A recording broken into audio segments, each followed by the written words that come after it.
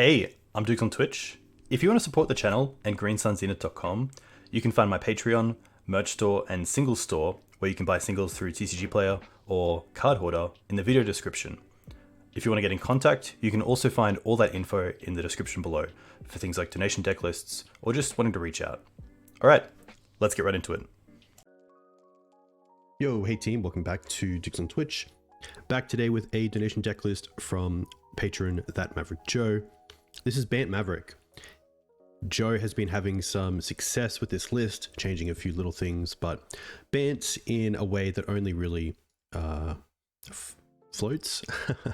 It only really splashes for Unsettled Mariner, which is pretty sweet. This is a creature that whenever you or a permanent you control becomes the target of a spell or ability, and opponent controls pretty much stifle it unless they pay one.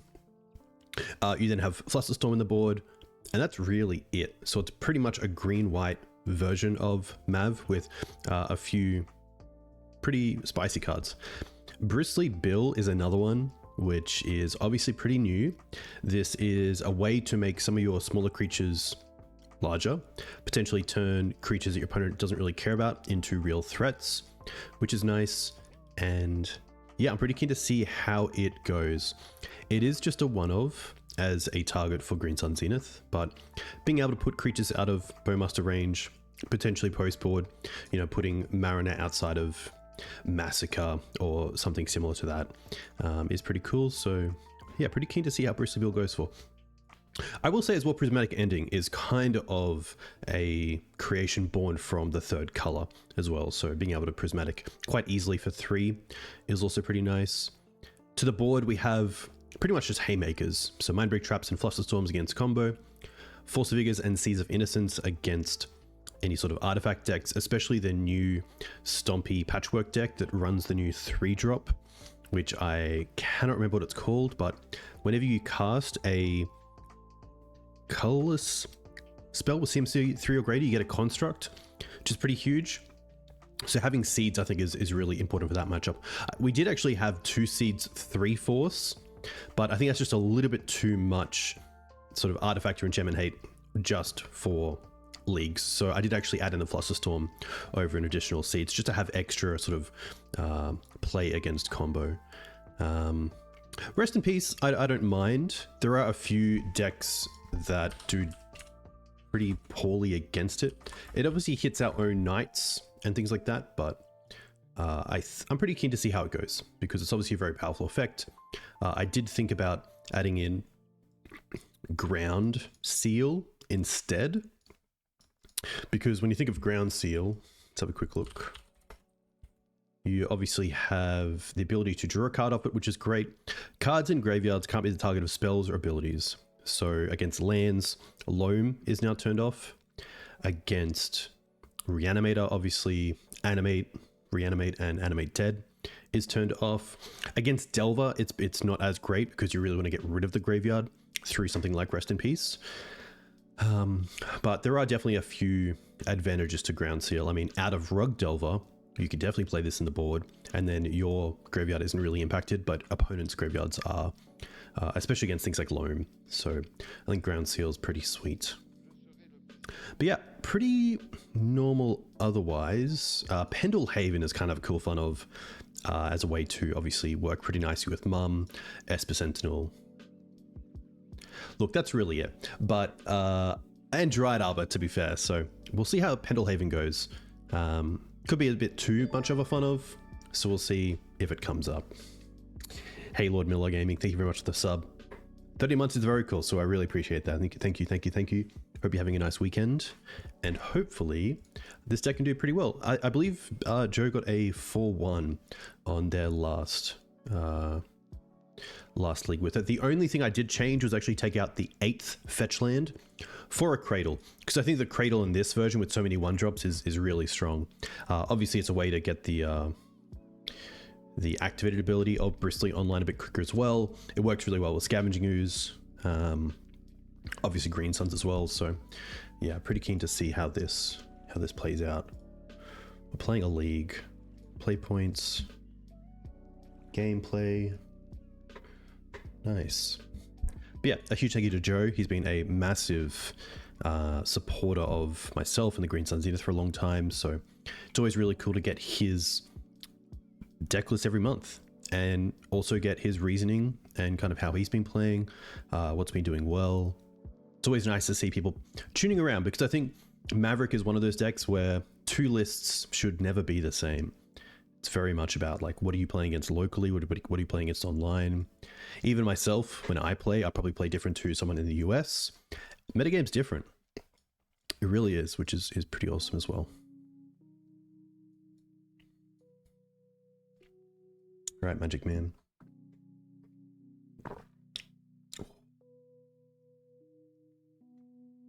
Uro is always a card that comes up when you say BANT, but Uro can be a little bit rough. Just because you don't typically have the cards to get rid of, and you kind of want the cards in the graveyard for things like Ooze or Knight. This is a pretty great hand. We have a really nice low to the ground hand. Probably don't want to get hit by like Ancient Tomb into Chalice, but otherwise we're looking pretty strong. So we have some options here. Another land. So I think here I'm just going to go Forest into Noble. Getting Mum online would be cool. Getting Sentinel online would be cool, but I think getting Mana online first is where I want to be. I should note that by going Forest into Noble here does mean if we lose the Noble, we can't double spell next turn with both Mum and Sentinel due to the Forest. But I like to get my mana out in a way that hopefully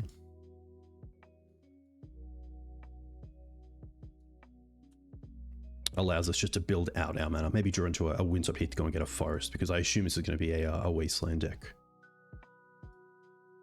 Reanimate's fine. Having the swords here is really nice. Prismatic, okay. Hey Geodude, very cool to catch you. Always really appreciate seeing you in chat. If I play the Sentinel, I don't play around double days. So I think here I'm happy just to try to swords this.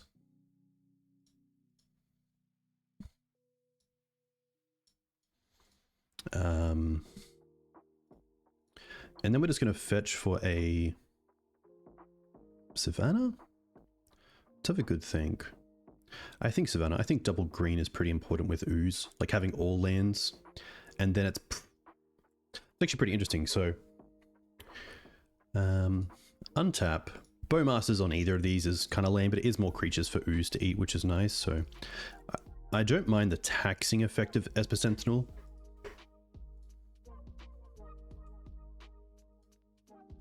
Okay. Also quite interesting that they didn't brainstorm in response to the swords to try to protect the troll with a force. Which makes me think they do just have another really good way to pressure the board in hand. Like another troll.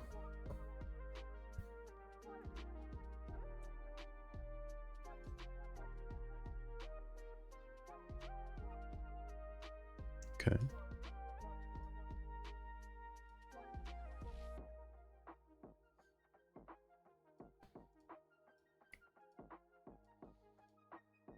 Another reanimate. Okay. And this is probably exactly why they weren't fighting over the first one. Or at least trying to. Well, there's... okay, there's the swords. That's always really nice. I mean, the reanimate drawing the swords to deal with the troll is pretty sweet. Alright, so let's start off with swords. Nice. I think at this stage I'm also happy just to Green Suns for Dryad Arbor, just to build up my mana, get to a stage where we can maybe even get the Ooze into play. If my opponent had one mana open there, it's actually pretty tough because you can't attack into the troll, but there's definitely situations where you want to attack first and then cast your creatures or spells in the second main phase, so that if your opponent casts a non-creature spell, they have to pay the 2 due to Exalted instead of the 1, which could be the difference between a card and not a card.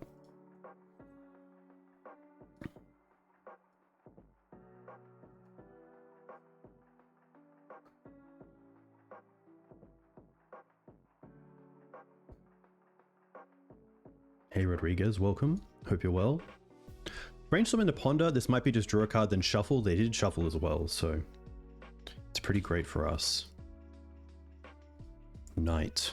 Okay. So we have some options here. What am I really afraid of? Not a whole lot. I think we'll start with attacking with the Esper Sentinel for 2. And then it might be a case here of just playing the Ooze and then holding up Sword through Noble Hierarch while also holding up green for Ooze. Could also play the Knight that plays into Daze, but then we at least draw a card off that. If we draw into another land, we could potentially play the Mum. I think just in case they are like the version with Atraxa and Archon, I'm happy to just hold up Ooze here. In case they're kind of like untap and tomb.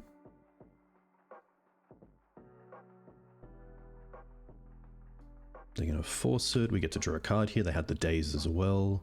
There's the Plains. That's really nice. That allows us to play the Plains. Now play the Mum. And then hold up Sword.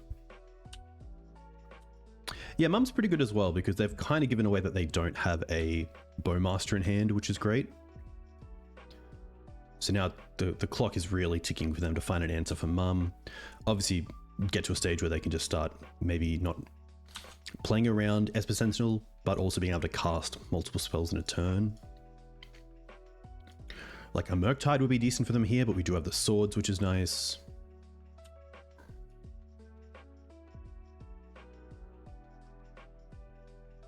Bowmaster, okay.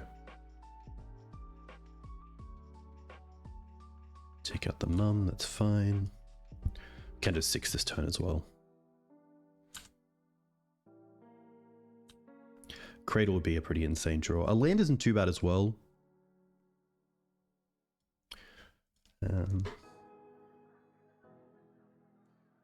I don't want to use the Swords on one of these. I could try to attack for 2, see if they double block and then Swords 1, but I think that Swords just has such a high capacity for being so much better.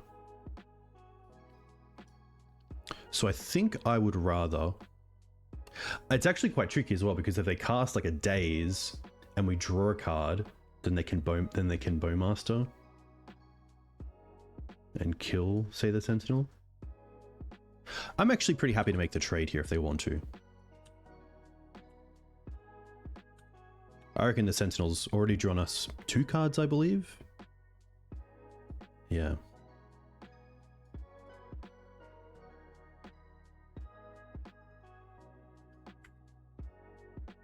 I'm going to tap like this. Play the Knight.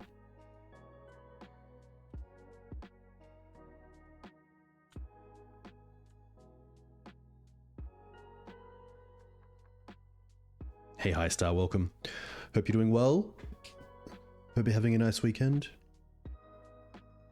Hope you're enjoying Legacy. I definitely am. I think it's there's a lot going on. I can definitely see where players aren't the biggest fans of, say, Bowmaster or Grief, but overall I think it's decent. Yeah, there are some pretty interesting things to come out from MH3.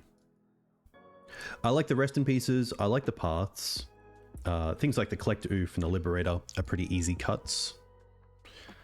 Sentinels and Mums I still find pretty good. Swords obviously has been great. I could see a Prismatic coming out, even more than one. Prismatic's main hits are going to be Bowmaster and potentially a Animate Dead, so I don't mind having one in the deck. Mariner I don't mind as well.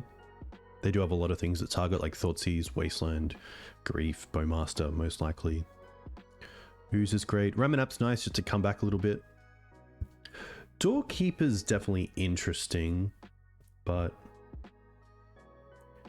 I don't think it's worth trying to fight on that axis, like trying to stop, say, Bowmaster or Grief. They still get the creatures. Fluster's also pretty interesting. On the draw, I could definitely see like taking out a Thalia and then just bringing in a Fluster.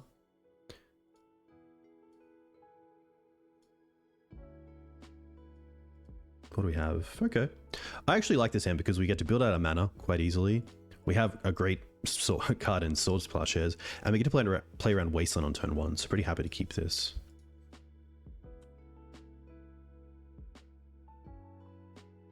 Okay. If this is a shuffle, we're just resetting the game with a Wasteland. Honestly, unless we draw into a Mana Dork, I think we're just Wastelanding here. Okay, well, double Wasteland makes this even better. One Wasteland without a shuffle can sometimes just be resetting the game, but double Wasteland can sometimes do some pretty gnarly things. Okay. There's the grief.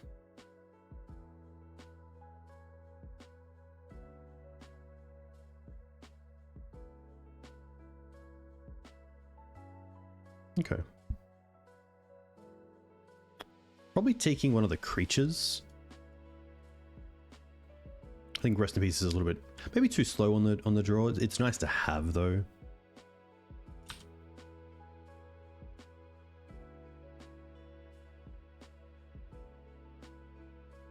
Fluster. That's kind of cool to hold up here, especially as an unknown card as well. Which means we'll probably go for Trop, as it allows us to cast the Endurance.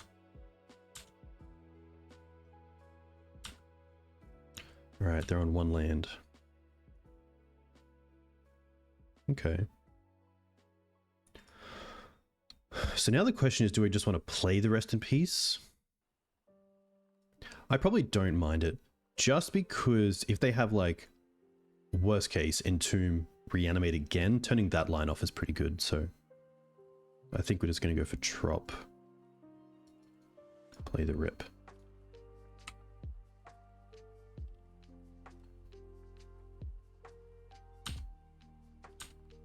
We do have Endurance to pitch, but I think we'd much rather be in a position where we could cast these two.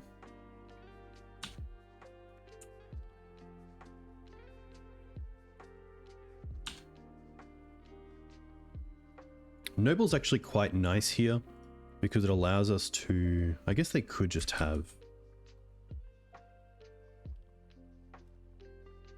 I think we're just passing with Endurance open here.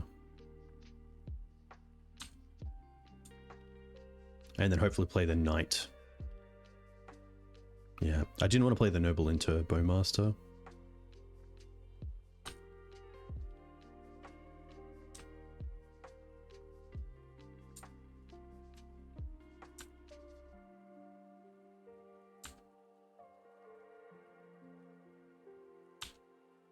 Okay.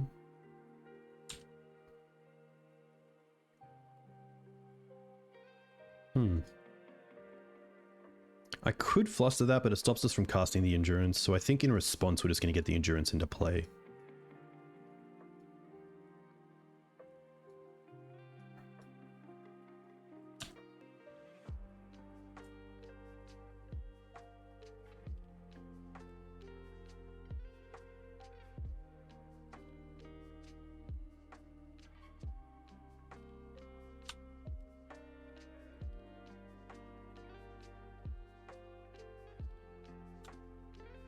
Okay.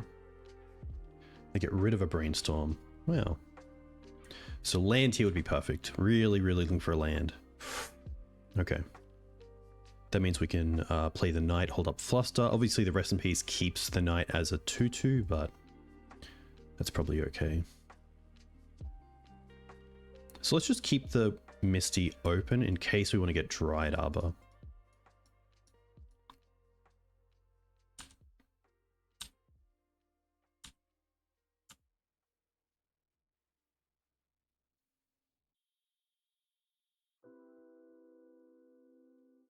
Now we're actually in a pretty decent position. You can see in this matchup, like, it would be nice to have the Knight as a bigger creature so that the Grief wouldn't be able to trade with the Knight. I also want to keep the Fluster here with the role of going after removal, not just going after random cantrips.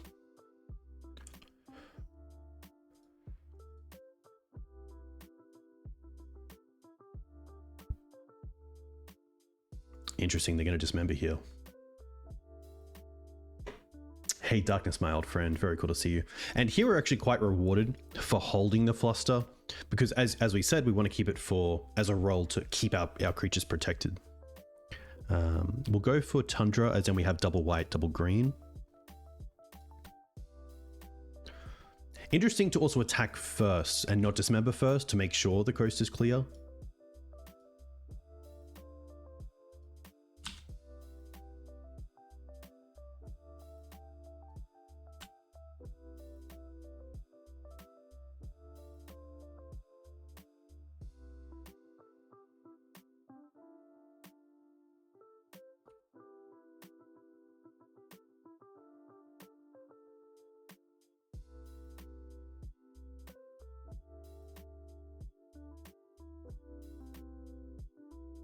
Troll. Okay. Underground Sea.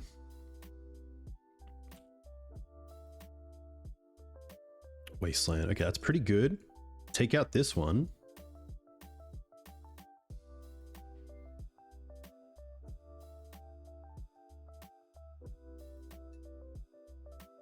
Take out this one. Play Hierarch. I think we start like a little bit aggressive, but I think we start getting aggressive here because we have a 3-turn clock.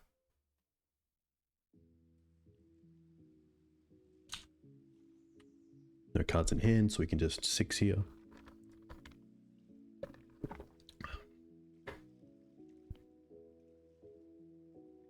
EE for 1. That's fine. I guess I could block there, but I'm happy to see if they try to hit it in response to Exalted. Yeah. The blue cards we're using are just Fluster, Mindbreak Trap, lol, and Mariner. I'm also happy to hold this Trop as an unknown.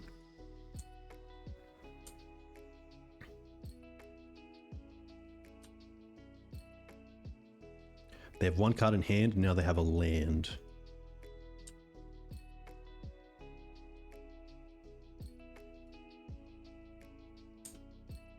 All right. A 4th land actually relevant. It means we can play a 3 CMC creature around days. That's pretty sweet.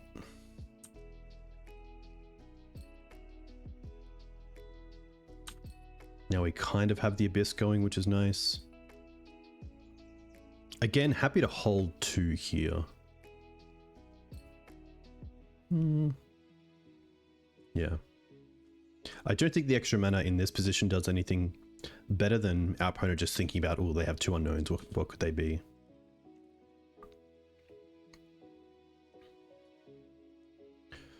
Greave's fine. I probably care about the Grief here more than the Bowmaster. Hey Star Fox, very cool to see. Very cool to hear. What did you play and how did you go?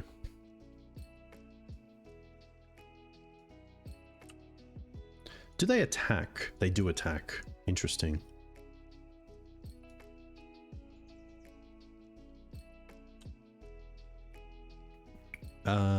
Ooh. So we don't want to draw with that. So I probably don't want to play it just yet. I guess I could play it. And then if we draw a Wasteland next turn, we have to play something else. Yeah.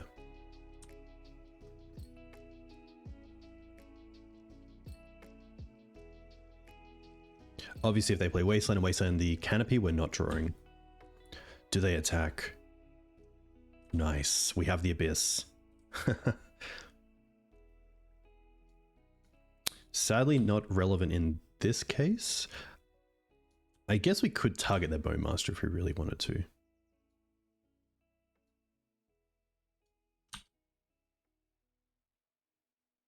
Okay. I don't believe we want to draw here, because an Orc would just kill us if we don't draw into something good. Really want to see a Grief, honestly. Nice, okay. Well, that's pretty sweet. Always nice to start off on a win.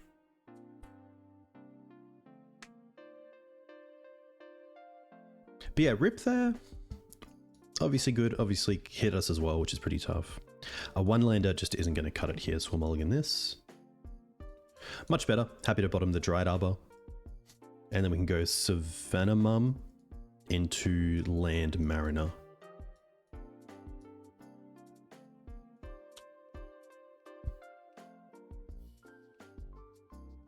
I'm happy to keep the Windswept for Dryad Arbor, just in case we draw into, say, like a Trop off the top.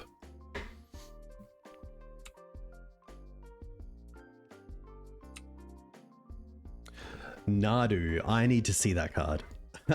I haven't looked at too many spoilers, so sadly my knowledge is definitely off. Wow, they're gonna Wasteland. Interesting.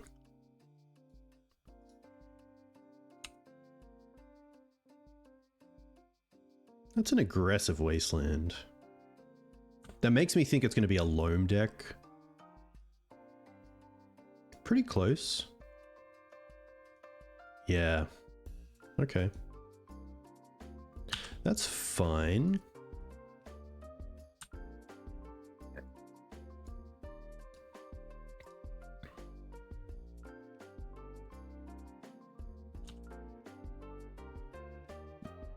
Nice. I think in this case, I'm actually happier to go for basics and then just play the Liberator this turn.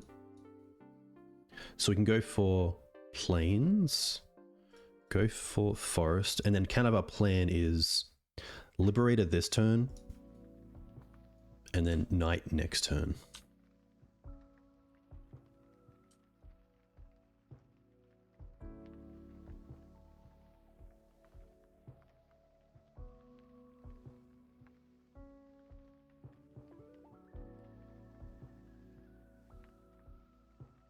Phyrexian Dragon Engine. Interesting.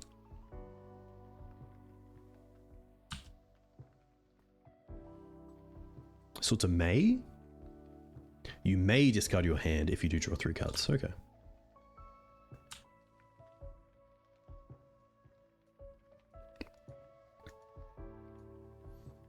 Okay. I think in this spot I'm happy just to play Trop, hold the Wasteland, and play the Night out. Could also Wasteland the Ancient Tomb, and then hit the Crucible, leaving them with just Wasteland, and then the next turn follow up with Night. That's kind of cool. I think it's a little bit greedy to be able to flip the Liberator, because we're probably just playing the Night if we're not, so.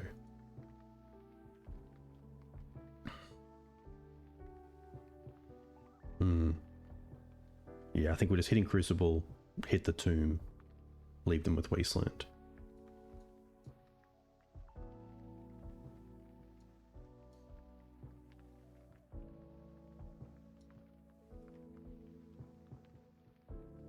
And then next turn we have Night. I could see Night this turn, and then next turn go for it.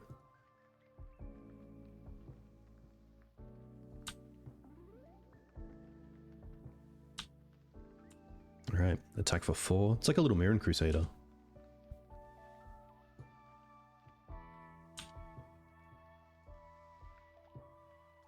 Mountain. Welder. Okay. That's pretty good. Thalia. Still just Night here.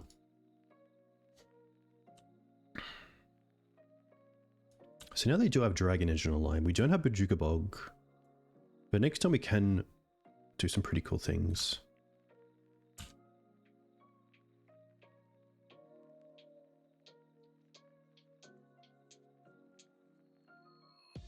I reckon they have a semi-free attack with the Dragon Engine as well, because if they play nothing, they could have something like Soul Guide Lantern to finish off the night, which would be pretty crazy. Ooh. This isn't going to end well. Chaos Defiler? Is that a target? No.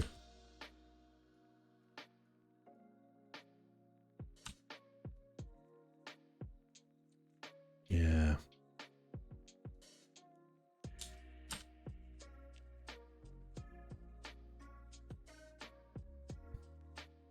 Need sword ASAP. No, I think that's just yeah, they get to chaos every turn. These are good cards. I don't mind the rest in pieces either. Thalia's Mariners are interesting, but probably not where we want to be. I still like the arms for things like Bolt, etc.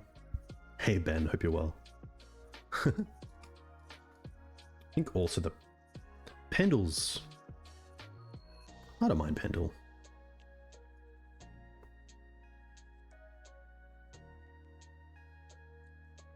I like Ramunap against their plan of Wastelands. It could just be AIM. Like, Paths are interesting, but I like that Prismatic is also kind of Path for goblins.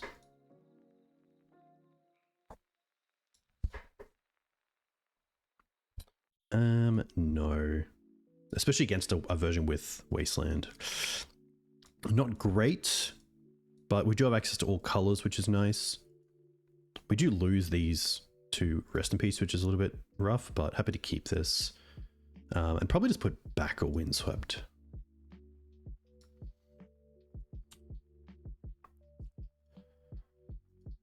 At least we have a pretty nice hand against like turn 1 Blood Moon, if that's the case.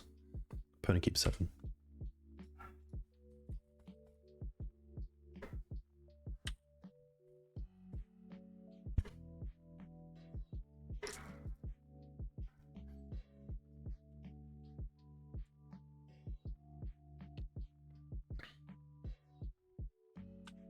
Okay.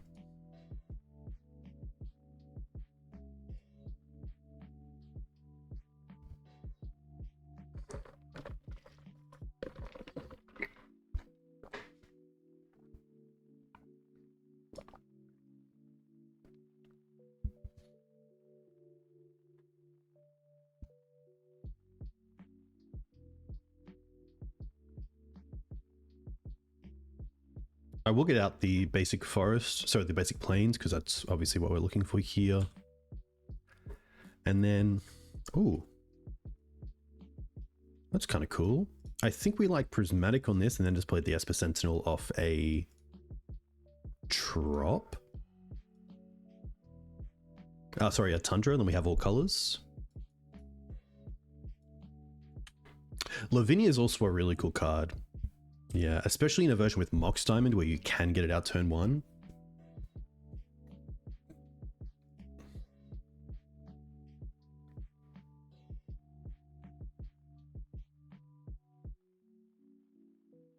Obviously here they have a situation when they can use the Great Furnace to get back the land, but I'm happy to follow up with Rest in Peace here. Noble Hierarch off the top would be great, because that would allow us to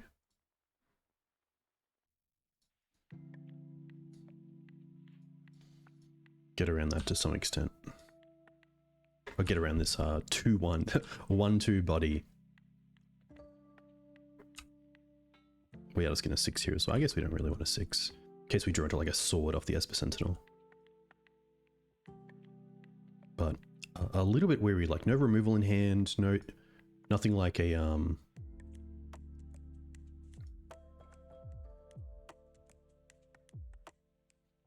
Force of Vigor would be great. I mean, they can attack with the Engineer if they wanted to.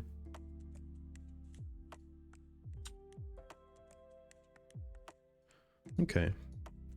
I don't mind just going for Collector Ouphe here.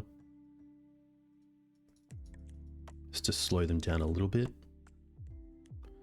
But it's also not a great body either, but I think Ouphe just does enough to stem some bleeding.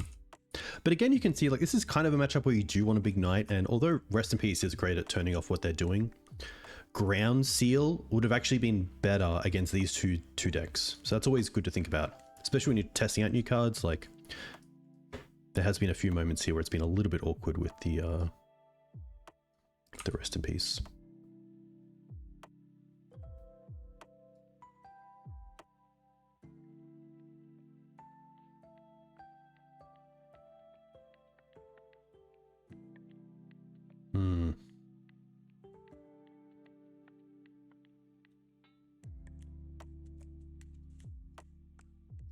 I think it's just play the knight.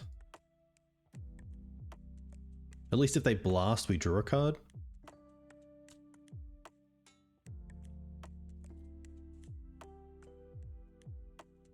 But this could just come down to beats from them. I guess they can't attack with the 1/3s because we have the 2/2, but...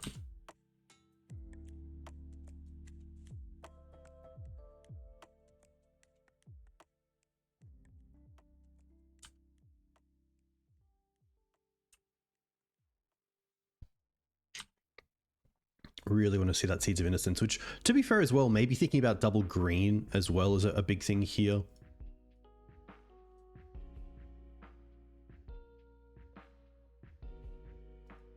Because we currently can't cast Seeds of Innocence. Bolt. Yeah. Tough. But definitely one of those matchups where if you don't draw the relevant sort of interaction, it's going to be a little bit too fair of a fight from you. But honestly, really cool to see.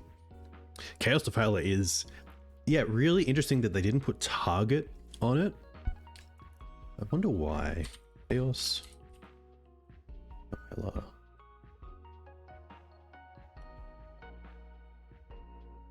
For each opponent, choose a non-land permanent that player controls. It was a commander card, to be fair, given the way they worded it, but yeah, obviously pretty brutal for for Mother of Runes.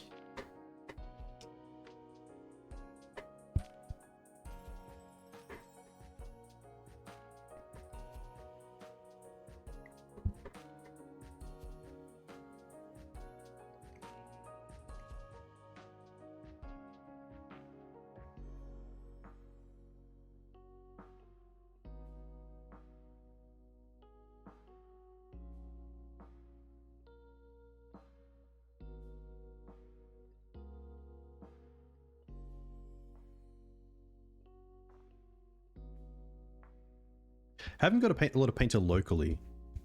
I believe sometimes one player plays mono blue painter, but I haven't seen much of it otherwise. But I think it's a really strong deck, especially with Chaos Defiler. And a lot of like good players who put out resource about it, like Callum Smith from the Everyday Eternal podcast. I feel like it should see more play, but maybe it's a bit tough against some decks. Like obviously Welding Bowmaster Brawl is pretty tough. You got 3 painter players locally. Nice. That'll be good from like a metagaming perspective. Like, you know that it's always relevant. Like Force of Vigor is a card that I'm always happy to have in the sideboard for green decks, but there are definitely nights where I just don't play against a artifact or enchantment deck, and they're just, you know, obviously 2 other cards could have been better, but I feel like Force of Vigor and Endurance are definitely the green Force of Wills in the format. And kind of the Force checks crossing over to Force of Vigor checks or Endurance checks, which is nice. A little bit less with it Reanimator, traditional Reanimator out of the metagame. So you don't have like, you know, Termite Traxxer, Reanimate, or Termite Grizzle, or Archon, and like, you know, check for a Force of Vigor or Force of Will or a Endurance, but there still are some decks. Oops is a good one. Force of Will check, Endurance check.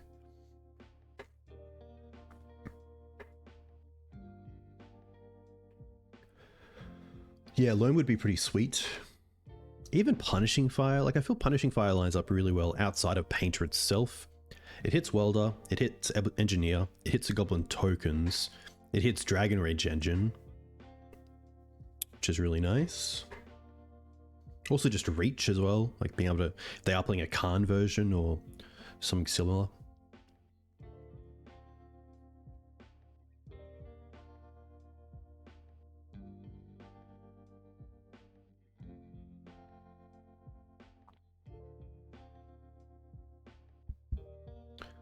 Nice. Yeah, Loam's cool. I really enjoy the Loam version with like Leovold and Cephalid Colosseum. But I think those are typically Abzan, like wet Abzan, as much as I hate to say that. I think that the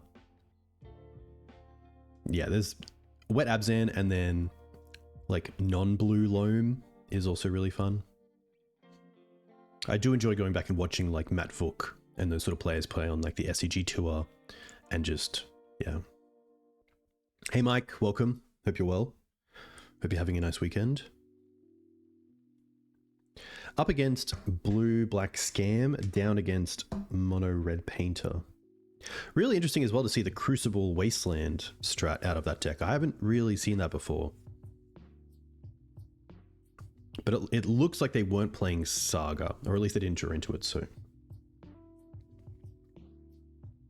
That's cool, yeah. I'd love to see your Abzan blue list. But yeah, I haven't seen too many cards out of Modern Horizons 3. Spoilers.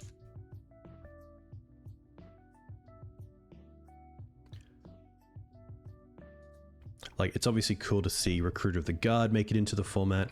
Birthing Ritual seems kind of cool, especially with decks where you have something that you sacrifice at the end of turn. Like, I'm not saying this fits into sneak attack, but having a creature that, you know, end step get rid of it, like a Fable token, you can obviously trigger that, which is cool. Happy to keep this on the draw. Sorry, on the play. The big question here is turn 1 Mum or turn 1 Esper Sentinel? And for me, I think it is turn 1 Mum, just because it can protect. And Sentinel down the road might be destroying cards anyway, but Tundra into Mum is probably a pretty weird start that our opponent might not be used to. But I think making sure that like my opponent can't enter Mum with an Orcish Bowmaster is pretty good.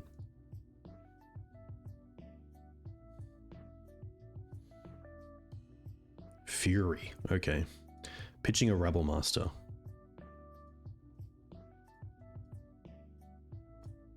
At least if they have like Chromox into Moon, we have just Green Suns for a Mana Dork. Yeah, that's fine. Pretty fortunate.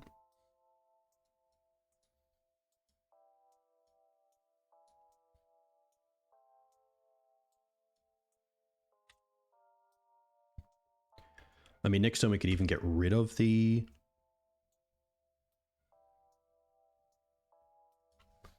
Trinisphere is fine.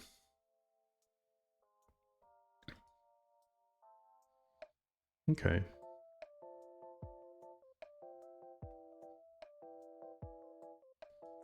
I think it's worth getting the Knight online and then trying to Prismatic Ending the Blood Moon and Wasteland in the same turn. But obviously opening us up to Fury is also pretty rough, so we could just go Prismatic for 3 on the Blood Moon. I guess then we have to pass back because of the Trinisphere. And 1 card left. I don't really want to be stuck in a position where they play a second Moon. Hey, thanks, Wiltron. Really tough. So Stream Beats, a little bit of a side thing. Stream Beats was started up by Harris Heller, who's a big YouTuber, has done a lot of content across multiple platforms. Stream Beats was where he paid a bunch of artists for their music like this, made different playlists, and then made it royalty-free music, so you could play it on YouTube, whatever. You'd never get sort of hit.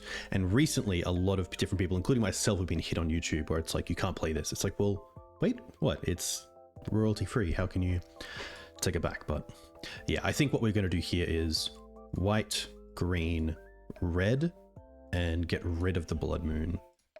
And then if we really need to, we have this fetch land open for Forest. But of course, can't double spell due to the Trinisphere. But being able to make the Knight a 3/3, potentially a 4/4, if we draw into a land off the top, is pretty cool as well.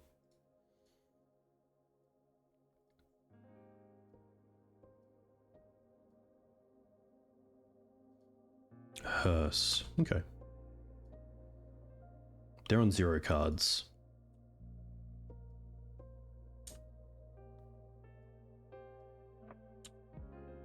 Just going to leave that. Another Mariner. I like Knight. Knight into potentially hold up Wasteland.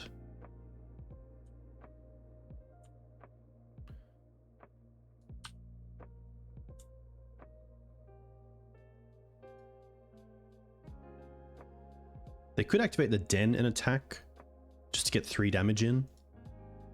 Yeah.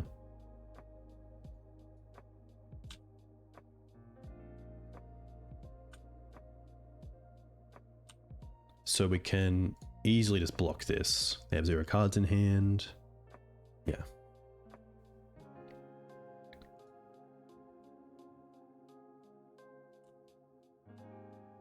Okay.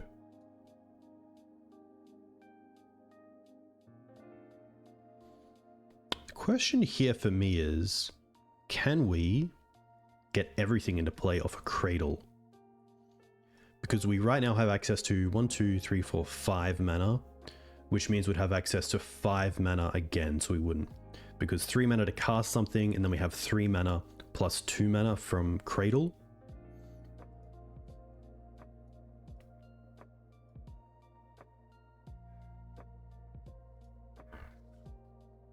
So the play might just be play 2 creatures and then get Wasteland and hit the Den.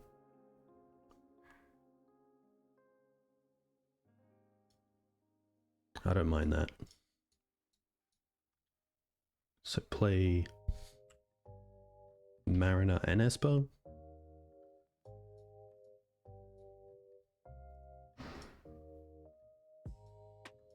Ah, we can't play both. That was, of course, if we use the Wasteland as well.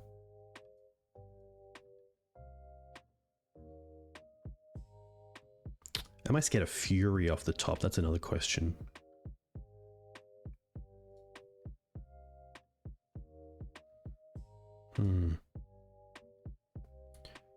I can't take them off Fury actually, because if I take them off one tomb, they still have 2, 3, 4, 5. If I take them off a red, they still have red, so Fury's out of the question. And hey, Spyman, very cool to see you.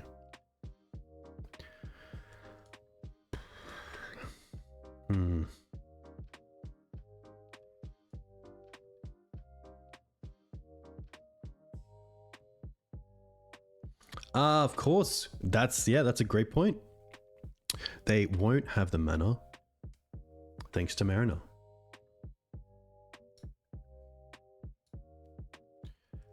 So Fury, of course, would be 2, 3, 4, 5. So yeah, hitting a tomb here makes sense. Whenever you or a permanent you control becomes a target of a spell or ability and opponent controls, counter it unless the controller pays 1. So if they target different modes, they have to pay extra? Or is Fury seen as once? I guess if they want to trade with just the Knight, no, because the Knight would probably be a 2/2 thanks to the Unlicensed Terse. I'm trying to see if I can get rid of the Den. I think I can. They have 1 mana left. Yeah. That does work out. I believe. Yeah. So in this case, if they want to get rid of the creatures...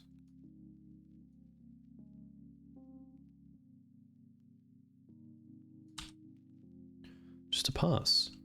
Okay.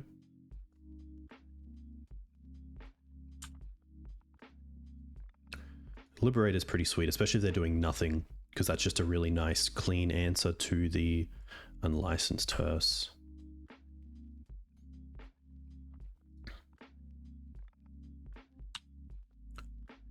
I believe this is free. Crew 2, they have no creatures, so we can attack and then just hold up the Knight.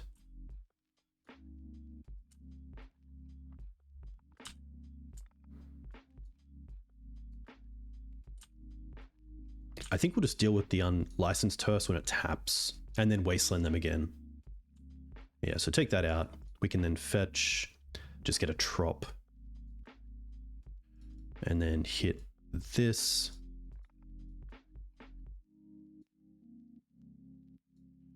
And then hit one of their tombs.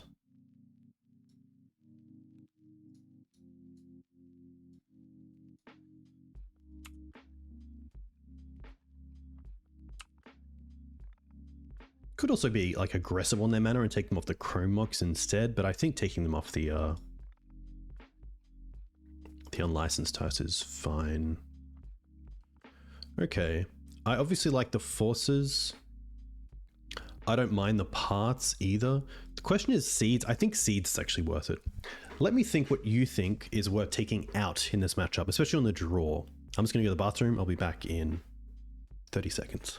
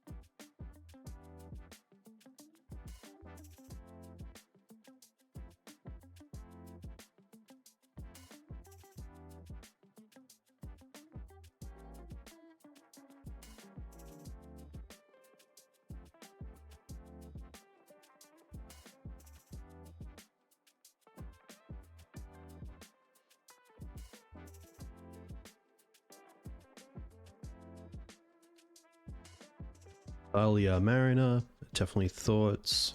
Yeah, I think Seeds can definitely be like a maybe card, like if there is a card worth taking out. I think the Endurances and probably the Ooze. Sentinel's pretty weak, yeah.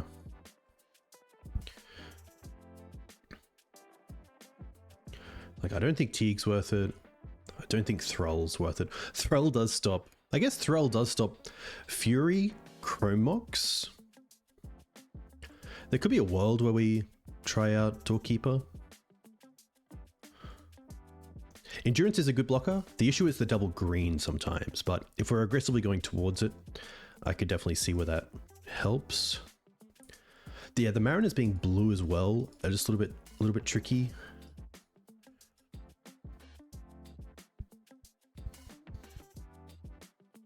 Hmm. 11 seconds. One card. Let's try out the Trolls and drop a Thalia. There we go. But yeah, this is actually a great matchup to go back to Joe and say, hey, we came up against Mono Red Prison and we actually weren't too sure how to sideboard, or like it wasn't straightforward and like what we should take out. Pretty easy mulligan. Against this sort of deck post board, I think it's a big case of quality of card, not quantity. So having an answer to say turn 1 Chalice and say a basic or access to a basic is where I want to be. Well, this is actually pretty decent because it has access to both basics.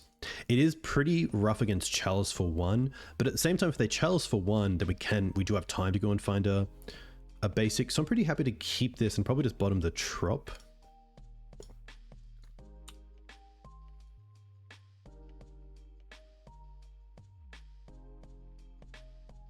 Really interesting.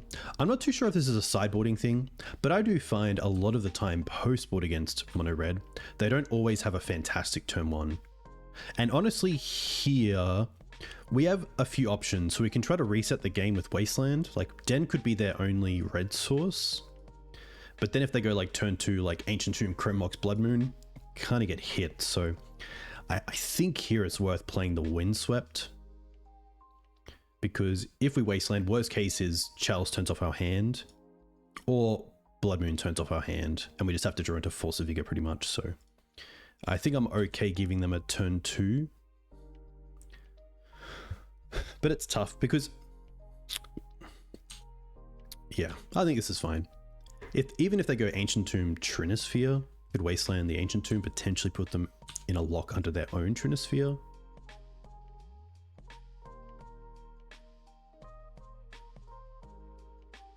And Chromox. Okay. Interesting. What's 4 mana? Oh, are they playing Caves? Fable. Okay.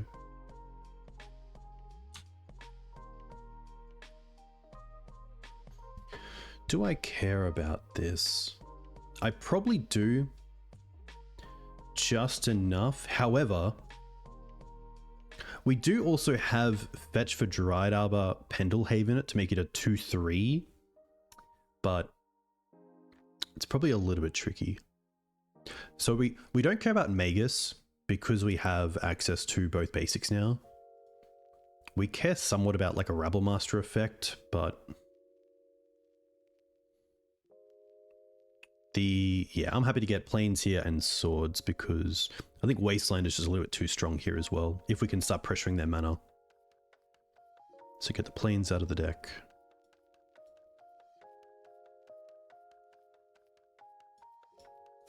Go after.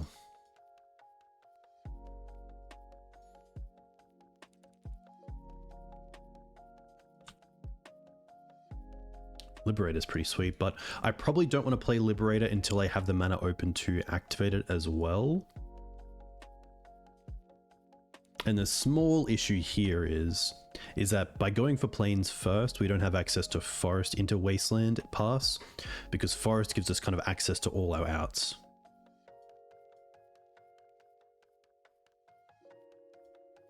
Three cards. Honestly, I wouldn't mind just trying to Green Suns for mana here with Noble, because that gives us access to 4 mana next turn, 3 mana plus Wasteland, which is 2 mana plus delete Outland Liberator. I do like using the term delete for removing them from play.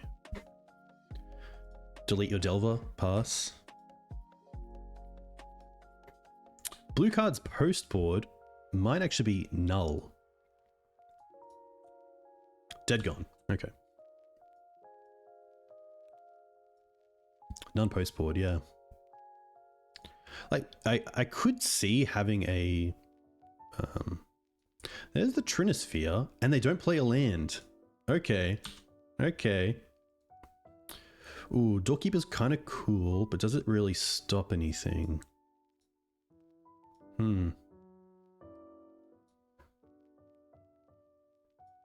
They didn't play a land, so I actually really want to hit the Ancient Tomb here. I could also be quite greedy, go after the Den, but it takes a while to do that. Like, I can't go after the Den here and then untap and Liberator it because I need 3 mana for the Trinisphere Liberator, so I think it's taking them off as much mana as I can is fine.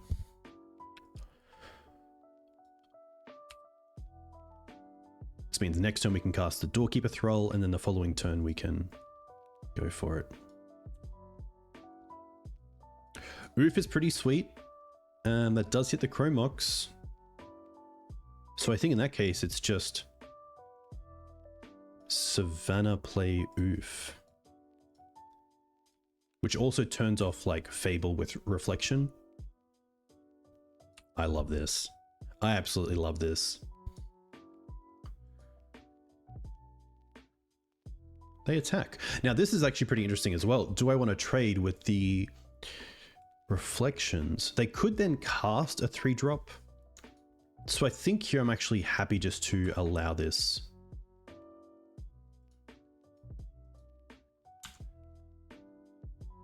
Noble. Okay. So here we're just going to attack with Ouphe and then play the Liberator and hold up Liberator.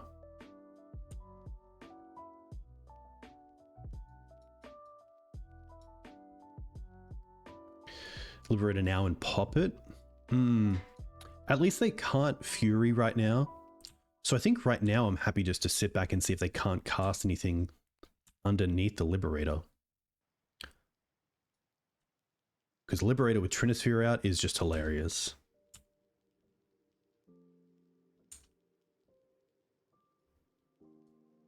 Yeah, it's going to flip. And then we get to deal with the Reflections here. Oh my gosh. Attack, trigger, hit this. And then we're probably just holding up the Thrull and the Force here.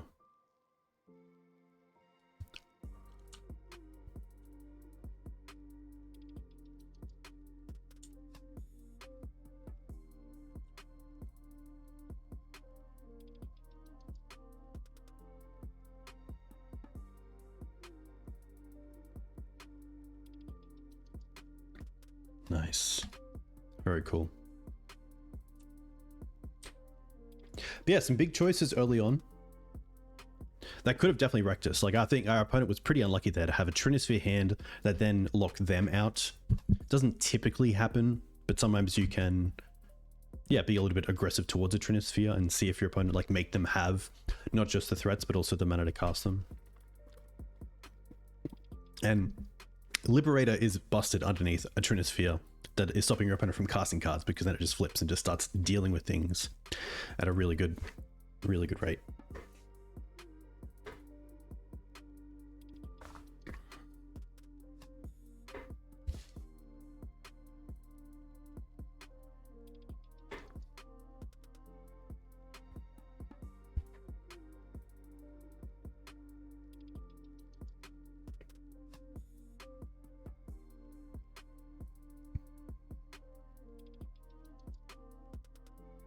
Right, on the play, which is nice.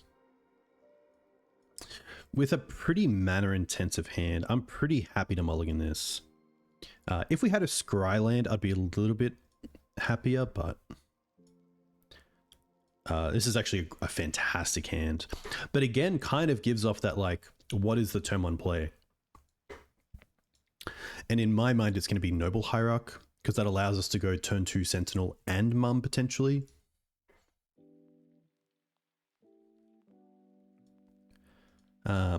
I almost want to drop the Green Suns here because we have a pretty nice plan of what we're going to be doing anyway. But Green Suns can be tricky, like for Scavenging Ooze, this could be a great hand for that. We'll use the Misty for a Savannah because the Windswept Heath can get both basics, and getting Savannah here means that we can cast the Noble but also cast 2 1-drop white spells next turn.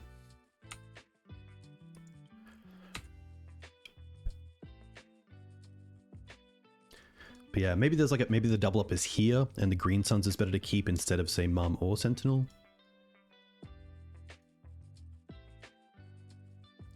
Yeah, that's very true. Like Ouphe or Ooze. Mariner might just be a little bit too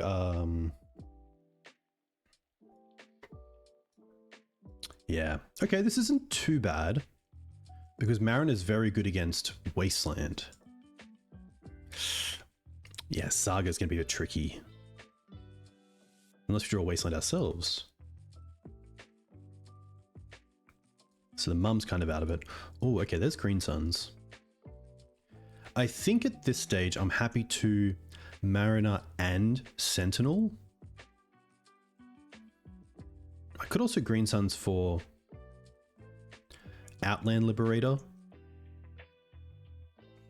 which is pretty interesting. It means they would have to cast a Mox Diamond. I think I am also pretty tempted to go for Liberator, which kind of makes me just want to go for Savannah and not turn on Trop.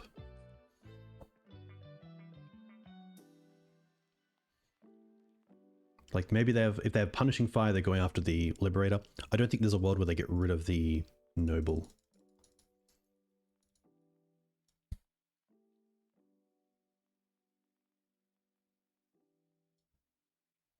They could also be a version with swords, but seeing Taiga makes me think they're not going to be on a white build.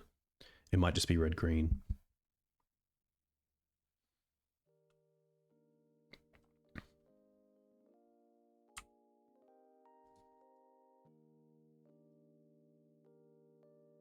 They could have like Exploration Land. They could have Mox Diamond.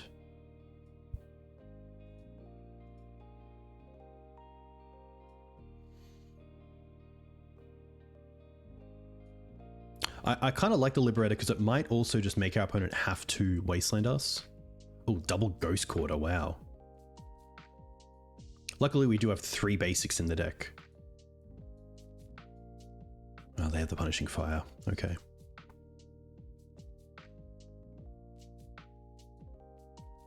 I wonder if they want to try to Wasteland, Ghost Quarter us as well.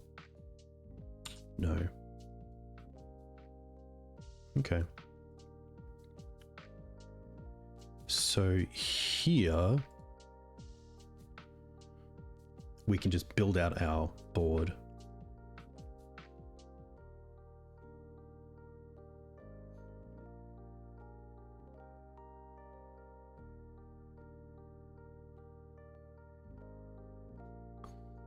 If they Ghost Quarter, we can just float.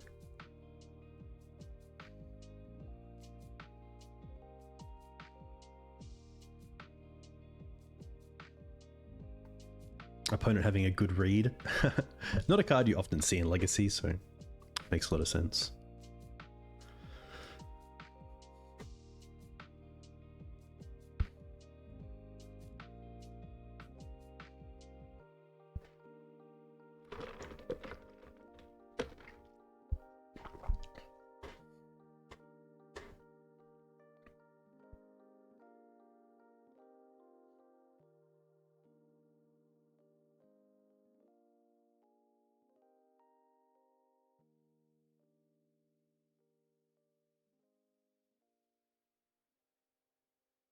Opponent saying, been a while. Hey, that's cool.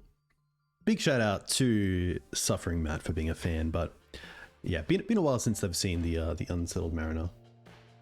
Okay, so let's go with Sentinel, land, fetch, probably just Tundra to play the mum.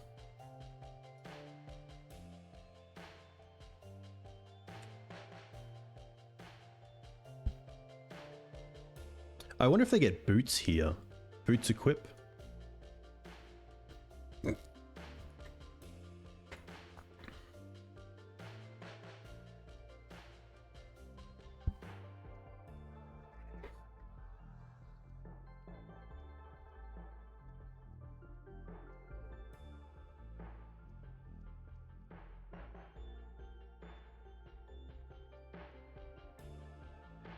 Boots.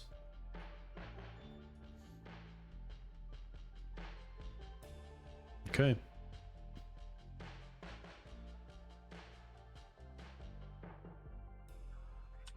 Interesting. Another Mariner.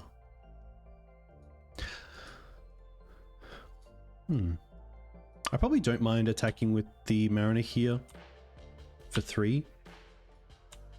And then just playing the other one. Interesting, they didn't attack and they didn't block. Maybe they just felt like they weren't happy yet to get rid of the construct. They want to try to build it.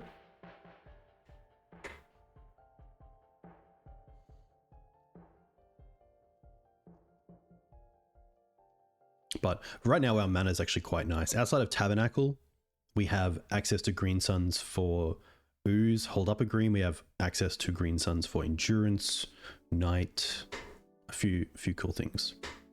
But opponent on turn 4 and already missed a land drop, which is pretty tough.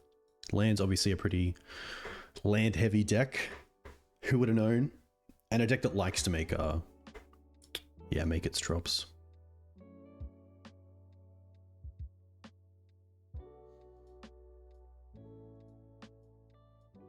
All right.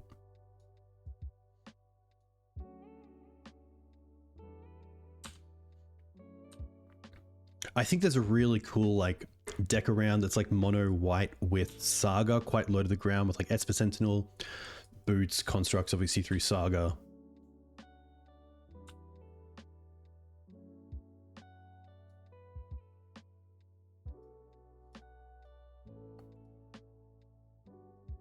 Ooh, Prismatic Ending's kind of cool. What do I care about here?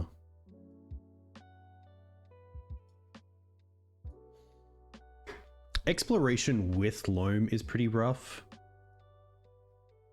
That I think that's the go.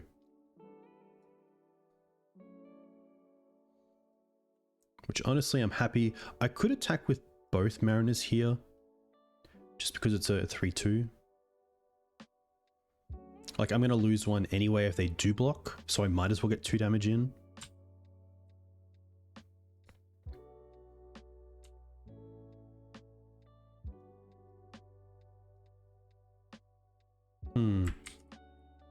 Let's have a good think about this. So Loam by itself isn't too bad, but Loam with Exploration is pretty brutal. They do have a Saga online, so this is becoming a 4-3 very soon.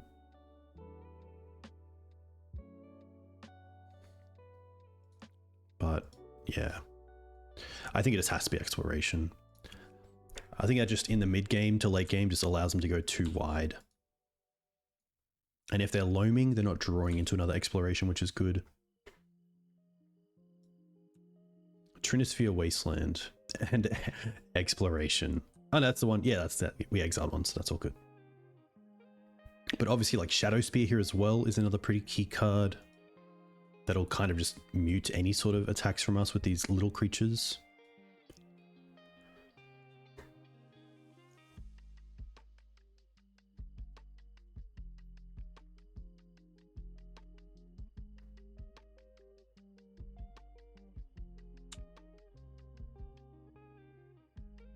They could also spur the other one and then just attack with both.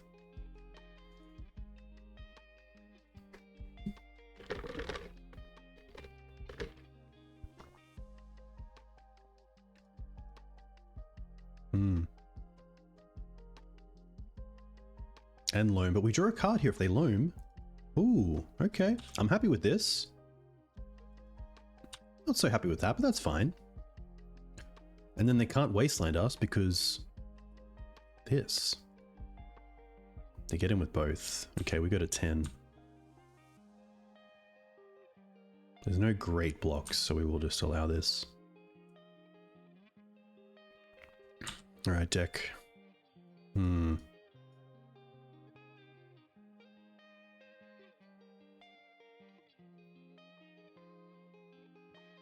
I think here is a situation where we attack with all.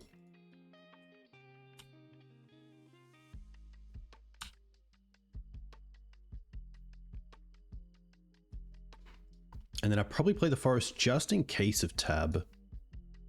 But it's obviously tough knowing that we have no cards in hand and our opponent knows that as well.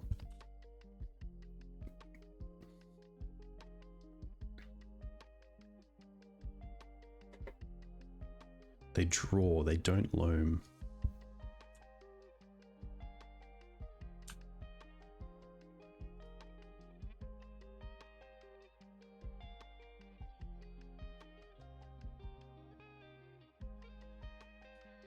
Interesting. They don't have Shadow Spear potentially. Or they drew it for turn.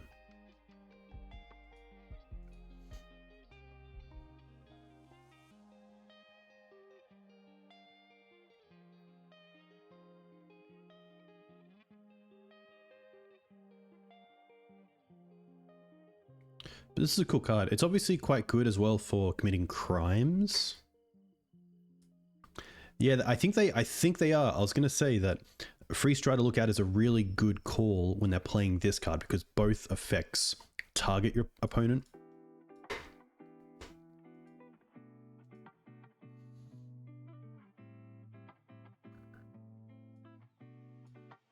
They might try to exile the Liberator here. They probably also want to get back the Saga with... Oh, they didn't loam. Maybe they have another loam.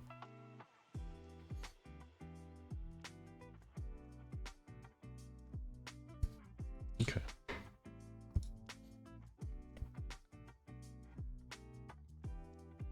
So I believe the Mariners is whenever you or a permanent you control.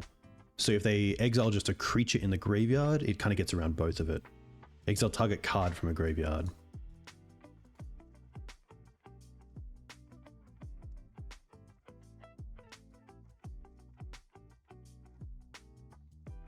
What's this going to be? Morlock. Okay. What's it going to try to fight? Oh, no. I was going to say we could use the Mum here. Oh, but they have the Ancient Tomb. Oh, but still. They have to go to 3 here.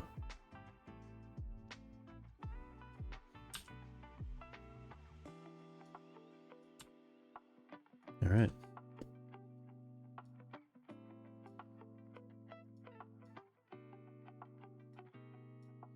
They can attack here as well with both.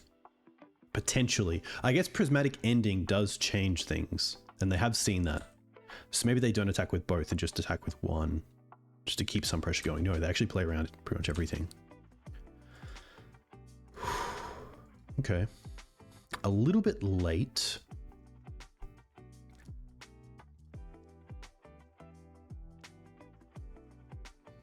But we will play it because it gets rid of the loam. There's no great attacks here either. So we will just pass back. I could see them potentially loaming, ghost quartering the Wasteland, and then loaming back the land we hit and also the Saga.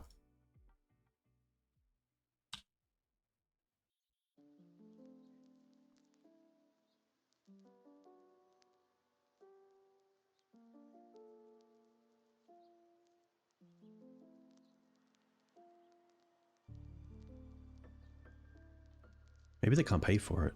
That could be it.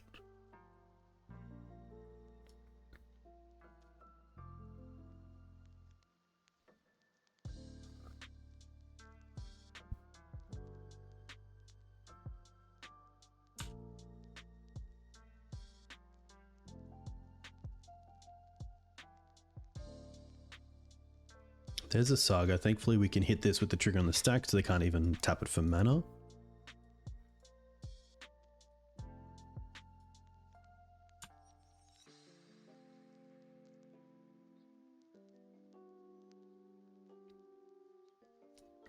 But yeah, tough because even like one card in hand could signify endurance, which is pretty big on this board. But still, I do really love this sort of matchup as well. Very resource dependent.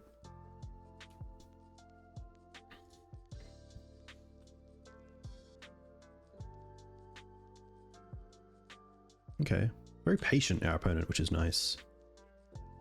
The Wasteland, okay. Pretty much it's like just the same thing here.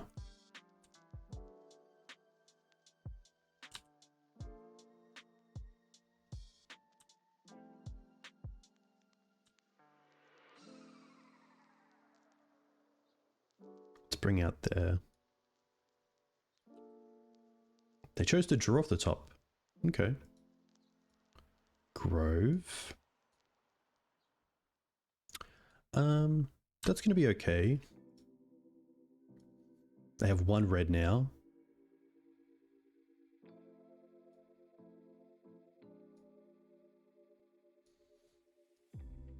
Maybe they're trying to tap something.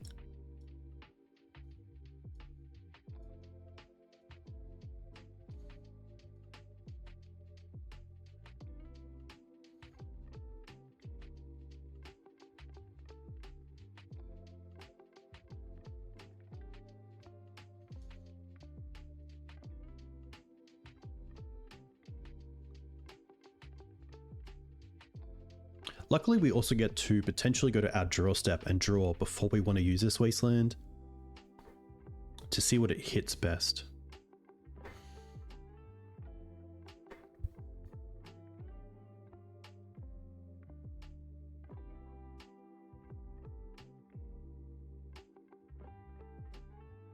Also, I think if we draw a Prismatic Ending off the top, we attack with one Mariner, see if they block with one, which will have 3 damage marked, and then we use the Prismatic on a different construct, which will get rid of that construct, but then also kill the other one with the 1 damage left being removed, or the 1 toughness, I should say.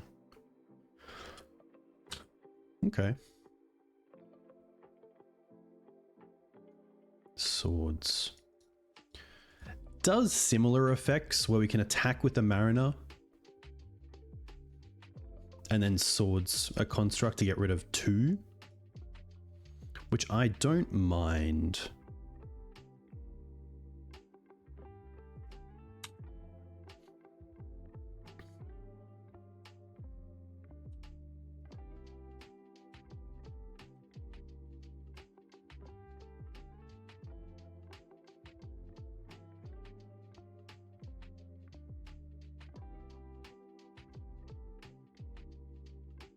Nice.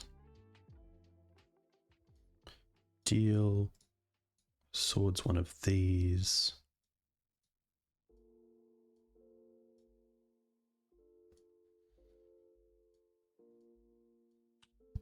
And then see how they want to use the Punishing Fire.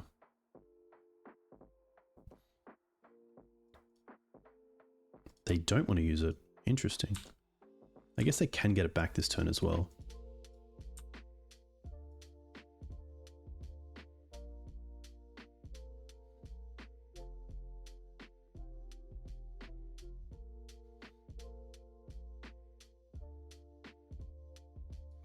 Another Teeg is pretty good.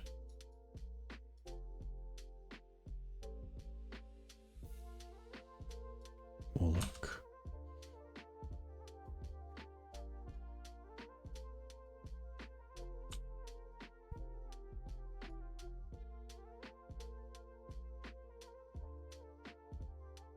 We will try to protect it.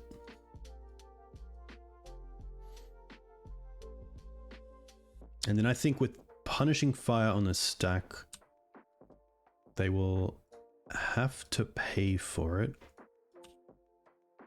Potentially using the Tomb. And then with the Punishing Fire still on the stack, we'll then Wasteland the Grove, so they can't get it back this same turn.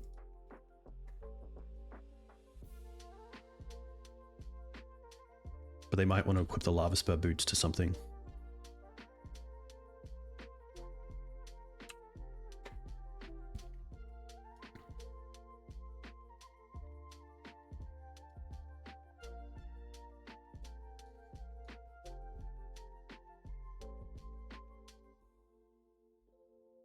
Nice. All right, deck. Well, that's a redraw. Okay.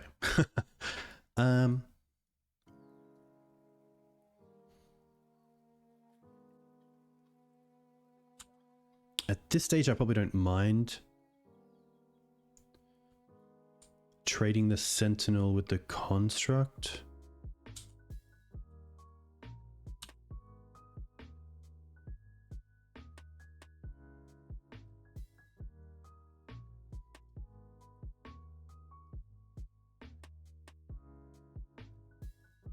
They could also just take it.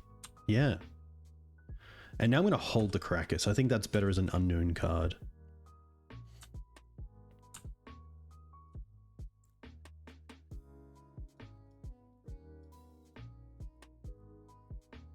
They could loan back Grove, Punishing Fire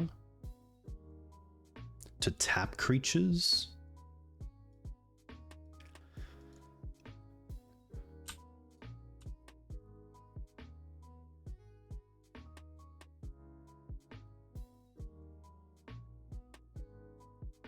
Play the Grove. Get back Punishing Fire. We got an 8.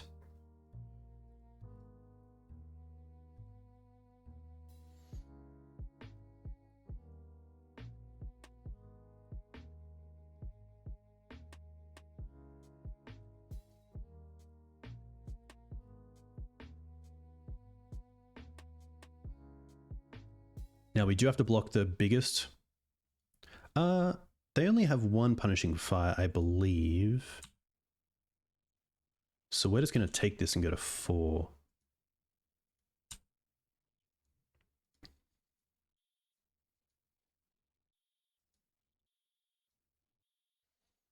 Trinisphere is fine.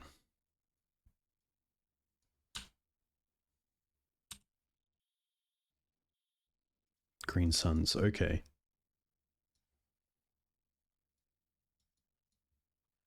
So I believe here,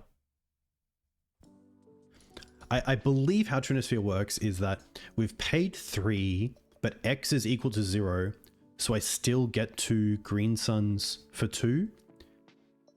A little bit like how Prismatic Ending works. Green Suns, Zenith, Trinisphere. Here we go. MTG Salvation. 3 mana on both. The best way of thinking of Trinisphere is that it checks last. Yes.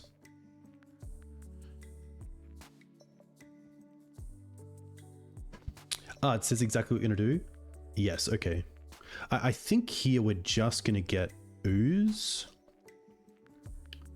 I think Ooze makes the most sense. X is currently 2.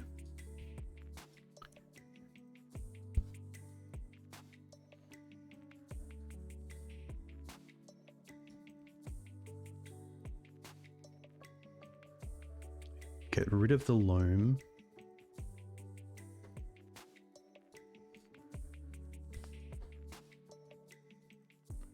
and then probably just pass here.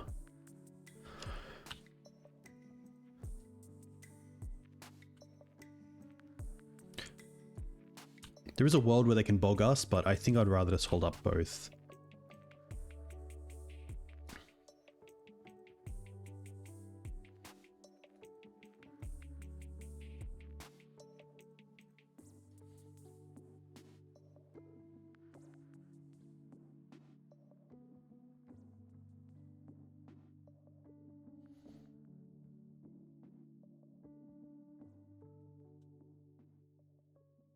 This could be their own ooze, and so I am going to eat something in response, like a Mariner.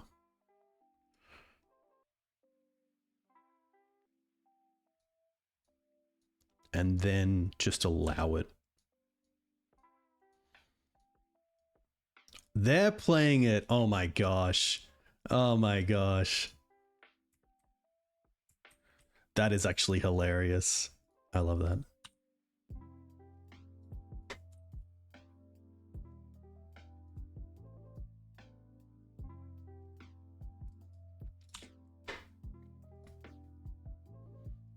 It doesn't have trample, which is good.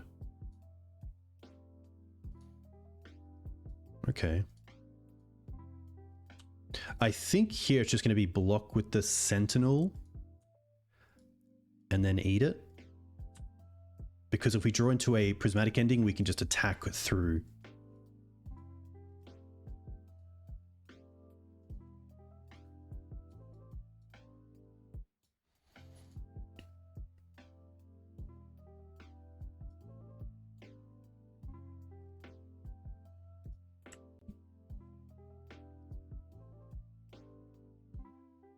Come on, ending.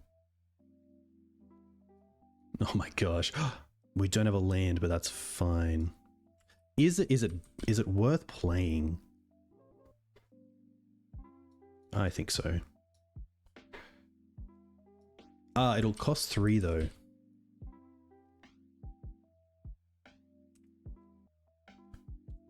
Sorry, but this is actually... There we go.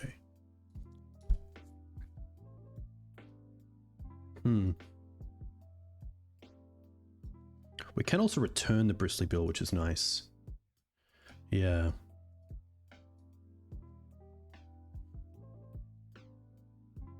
I think I'd rather hold this. Because it does cost 2 green, which is pretty huge here. But I do just want to quickly look at... We currently have only 1 creature we can eat.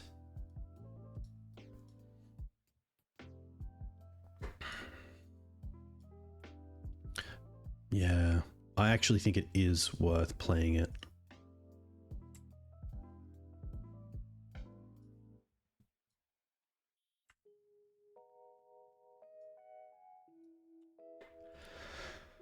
Just have the extra blocker as well.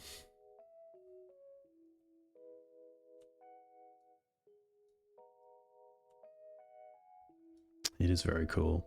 Because they can make a construct and then equip the boots to give it haste and swing with all creatures. Another saga. Okay.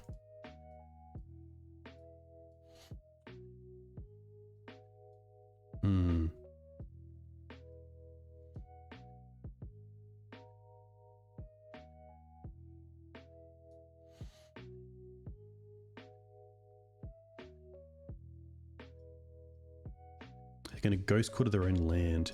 In response, I'm going to return their Bristly. That means they won't get the ETB unless they want to Ghost Quarter again.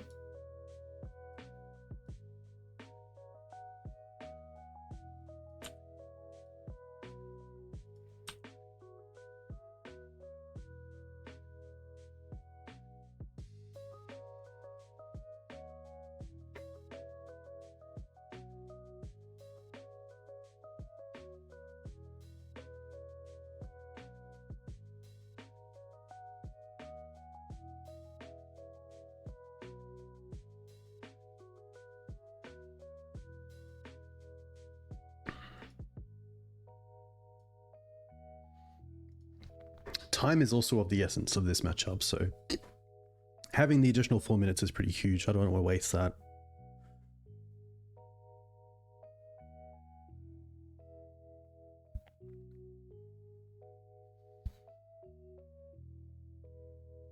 Wasteland Karakas, that's fine.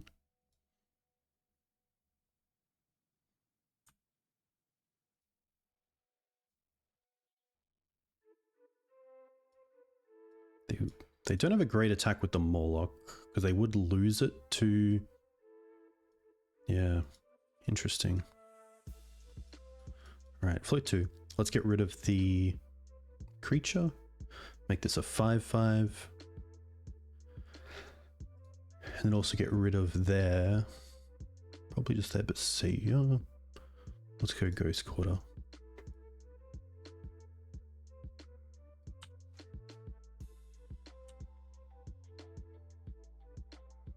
Okay. That's pretty good.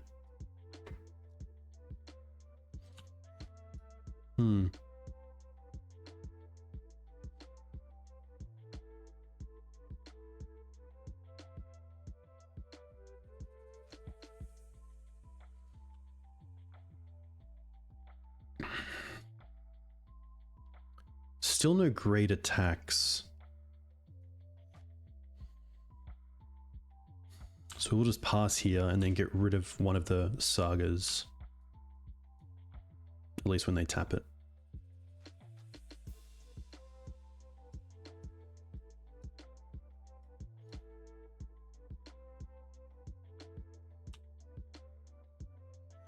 Then we also have the double the amount of plus possible counters. Okay, that's pretty nuts. Especially with Ooze.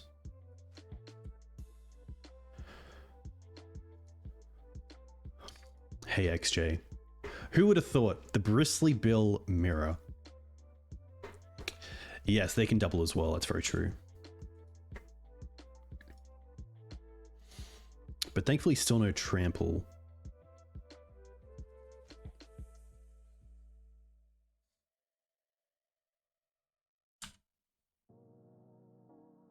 You attack with everything. Okay.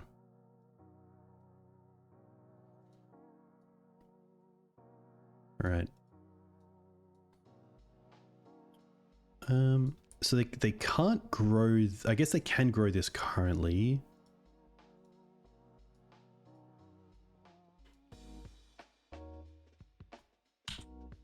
Okay. So if they 1, 2, 3, 4, 5, and then they have the 2 left over with Saga, which means they can Bristly Bill plus also make a construct. So I think this goes here. We really want the Ooze to survive. So I think the Ooze goes here. The Bristly by itself isn't too bad.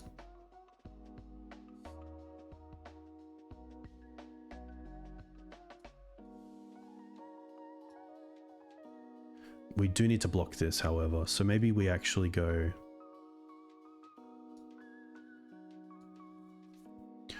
Quick checks. We have to block this. This will become at worst an 8/8, but this will be bigger. The mum can go here, here, and here. Okay.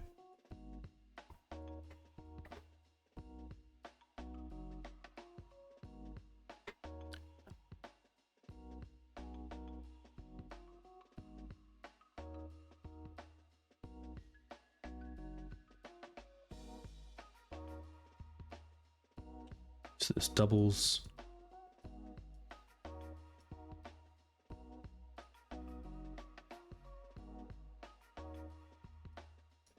And now we can double.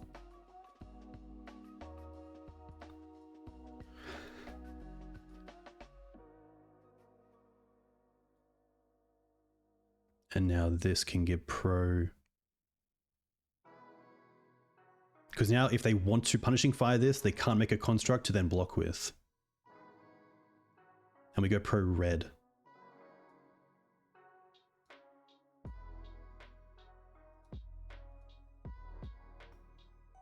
Oh, unless they're punishing fire the ooze. Wow, yeah, okay.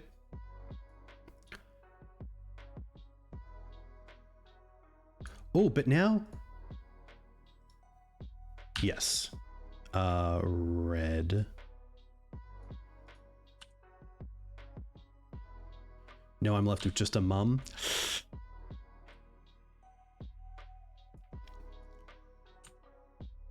Okay.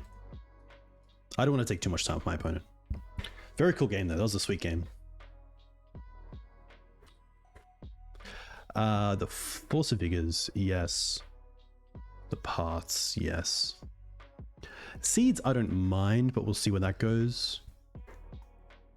The Thalias can definitely come out. Prismatics I actually really like. Mariners I don't mind.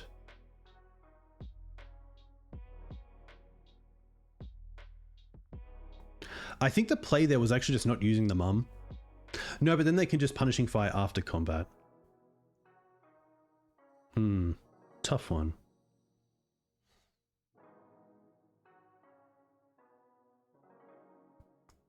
Sentinels on the draw are fine, but not great. I'd probably rather have the mums in this sort of matchup. Ouphe, Liberator, Ooze, Bell.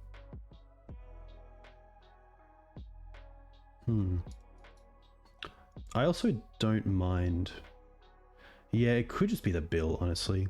Sometimes I do like bringing in Path and taking out some swords, just because this does typically come down to combat damage, so giving them, you know, 6 life from a construct or like 20 life is pretty tough.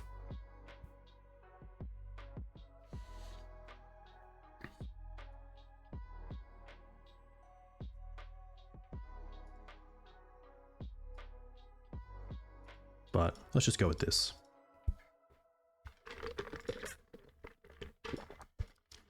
Pretty sweet. Happy to keep this. Let's go for Savannah into Noble.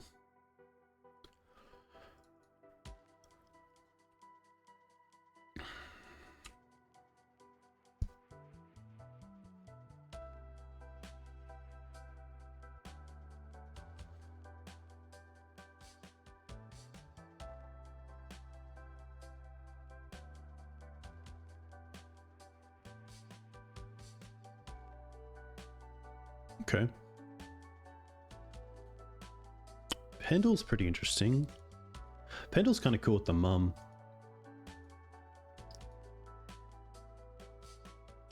Unfortunately, we can't double spell here because of the mana.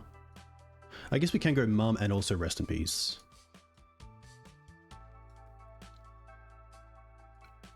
Probably not playing the Cradle here.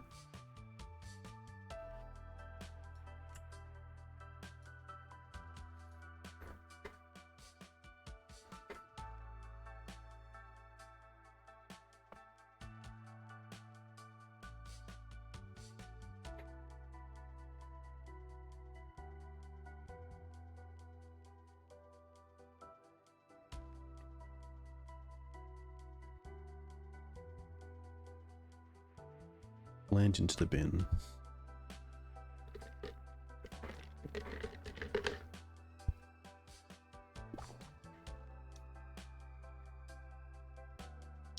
Graph Cage thankfully does line up well against Force of Vigor and also Seeds. Okay.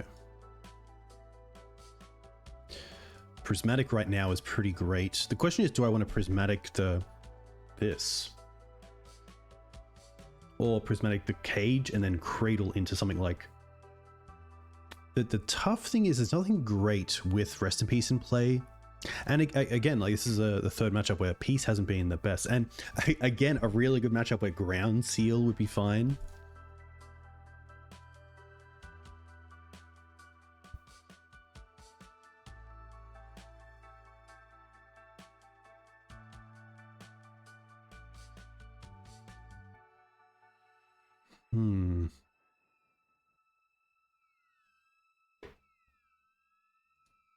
They missed a land drop, which was pretty big.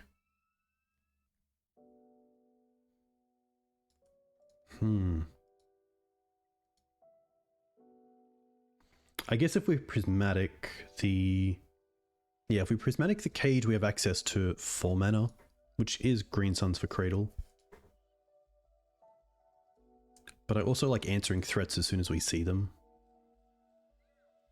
But let's try something a little bit different. Hit the cage. Cradle, 1, 2, 3, 4.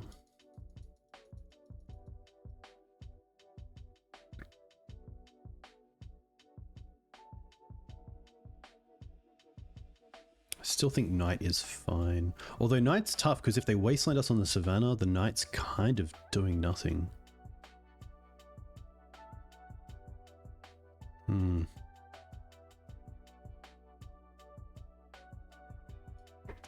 Yeah. Tricky turn.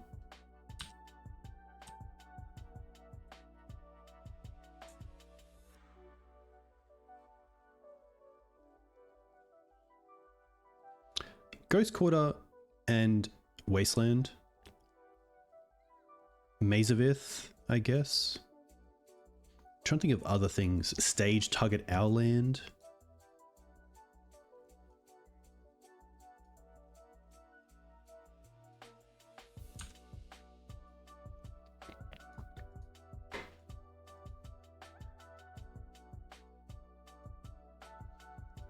Just a Green Suns. I guess it could be Morlock to trigger Free Strider.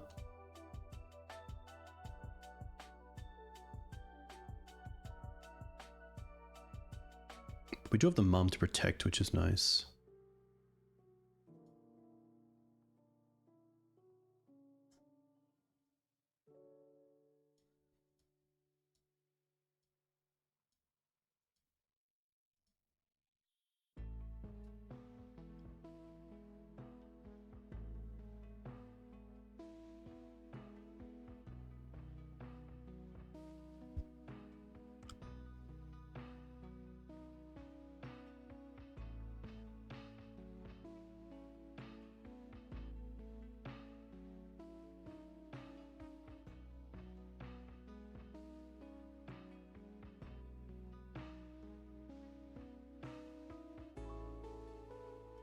Pro red.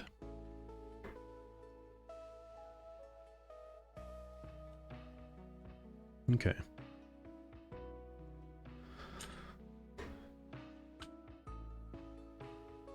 Ooh. Okay. Can start with that. Let's get rid of the Moxen. It's a 2-for-1. I guess it's kind of a 4-for-1 in a way.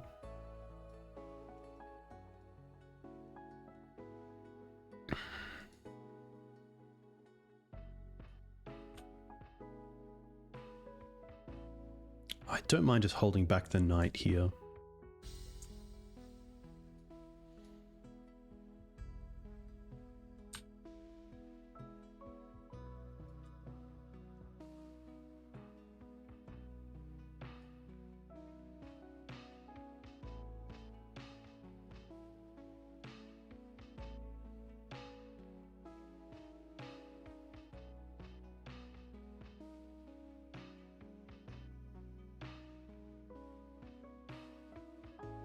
Oh, the Yav allows us to... Wow, that's actually pretty funny. It allows us to get rid of the Cradle.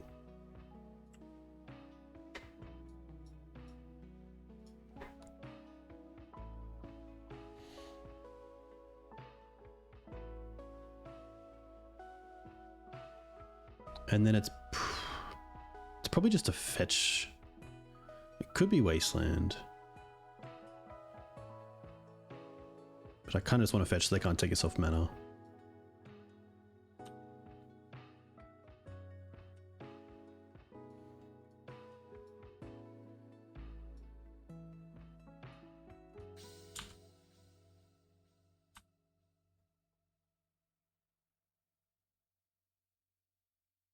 Okay, that's pretty sweet. So we get to attack with the Mariner for 3.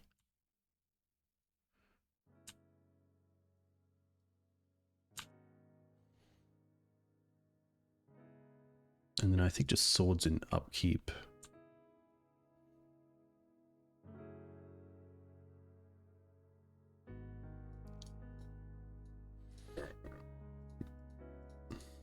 So let this happen first. They find a Saga, we can get rid of that with Knight. They find a Misty. They have to pay. All right. Swords this. Sack this. Wasteland. Probably just hold the Wasteland as well, just in case of Saga.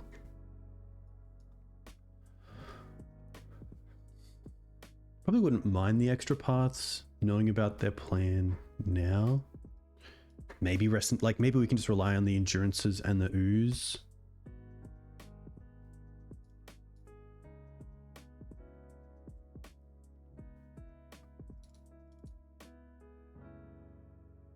I don't mind this.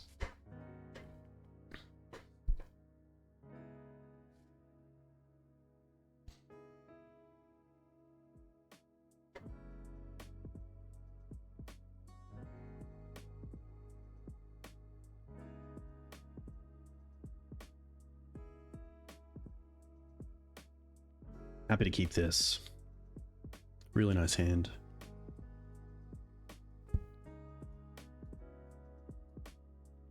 Opponent goes to 5 cards.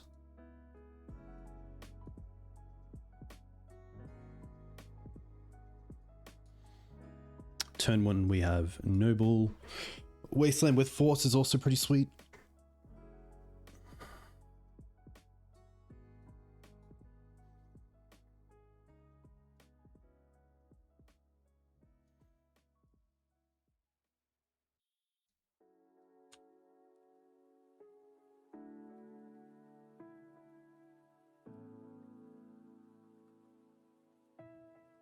So I could try to play around a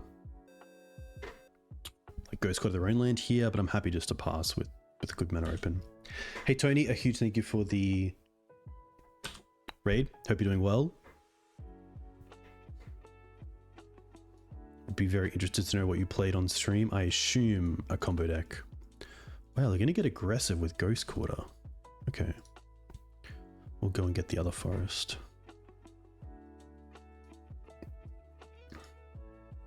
Loam back Ghost Quarter. Okay.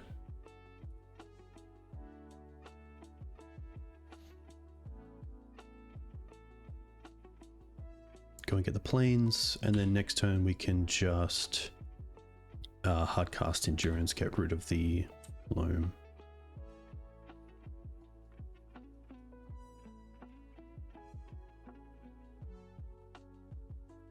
'15th Vintage Challenge. Very nice. Very cool to hear. Good on you. As someone who doesn't play Storm and doesn't have too much interest in the like non-creature, non-fair decks in Legacy or Eternal formats in general, I could watch you all day, honestly. I think you're just a really good player to watch and learn from. I think any player can get a lot out of you no matter what they play, because I think even, you know, watching a Lands player gives me more ideas about how to play the matchup from a Maverick perspective. So very similar for you with combo. Even just like your reactions to hate cards that I would typically play in my decks is always nice to know, like, okay, probably more scared of Deafening Silence than Thalia or something similar.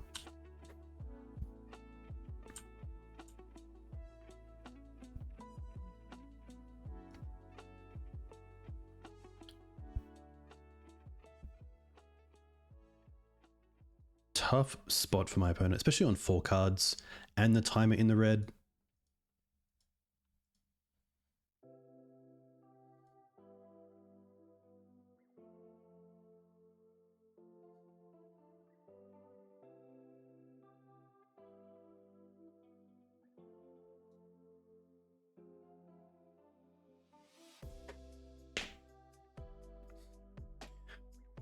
Yeah, even even general sequencing.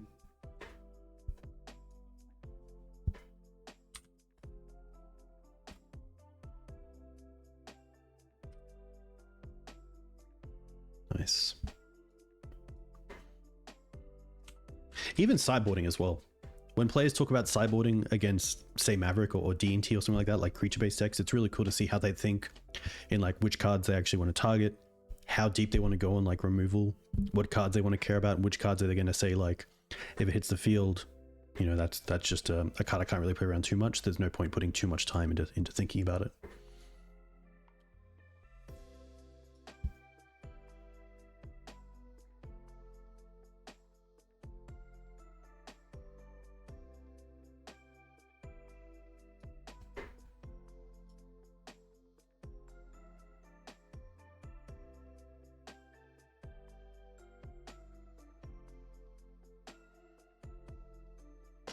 Thanks, Tony. All the best. Enjoy your weekend.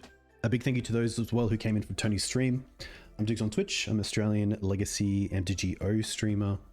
Typically streaming probably the opposite style of deck to Tony.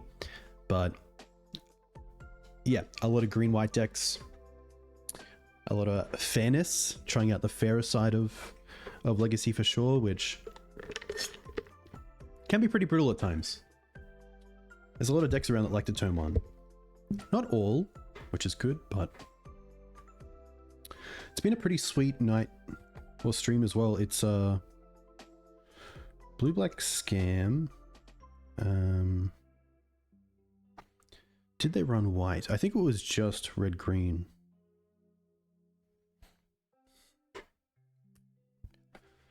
All right, on the play, which is nice.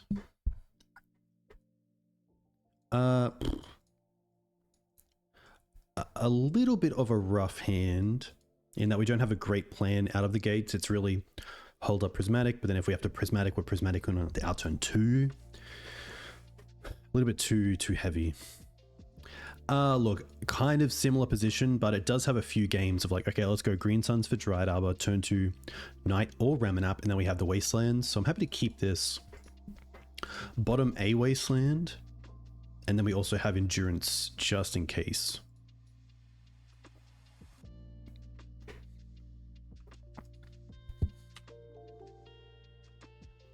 I could also see bottoming one of the 3 drops because something like a Bolt or a Wasteland here on us can be pretty brutal.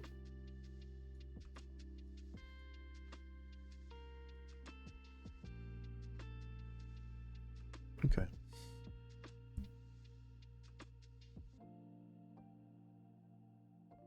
Hey Matt, very cool to play against you. Thank you for the follow. Hope you're doing well. Yeah, games are sweet. I think especially a match where time isn't too constrained either, that would have been pretty sweet. Here I'm probably happier just to jam out the Knight.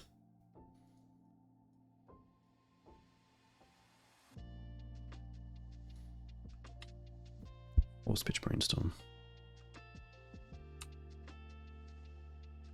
Knight would allow us next turn to be able to Ramunap and Wasteland, which is pretty cool.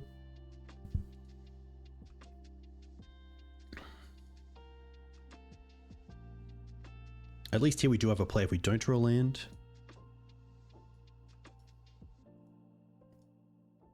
They're also going to be a Death Shadow deck, so there's a world where I don't want to just get in for little chip damage.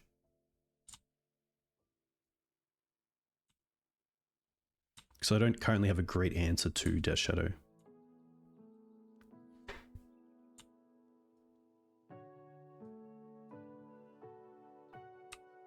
No Bowmaster on the Mum here is pretty huge as well. Don't do it end step. Oh my gosh.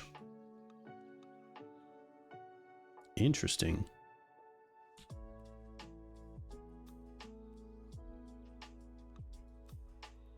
I will play out the Liberator here. Card I don't really mind getting dazed, and drawing into something like a Cradle would obviously be a great reason to have more creatures in play. Then also just being a 2/2 on this board is quite good.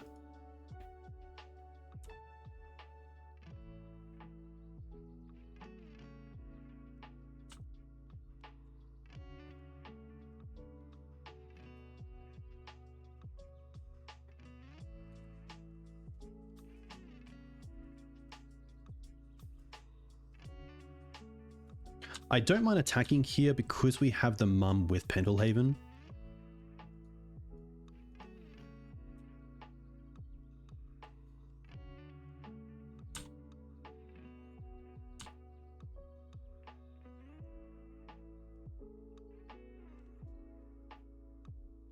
Oh, okay. So this is actually kind of cool because it means we could endurance for free, potentially.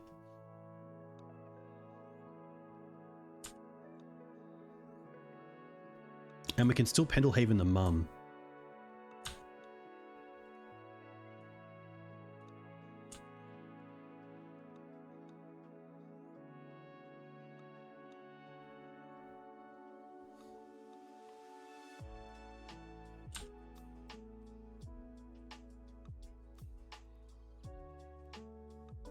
Is it worth it?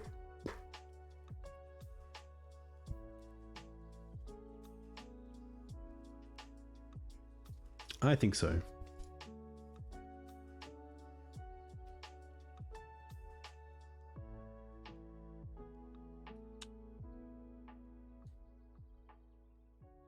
I'm not going to use the mum at all.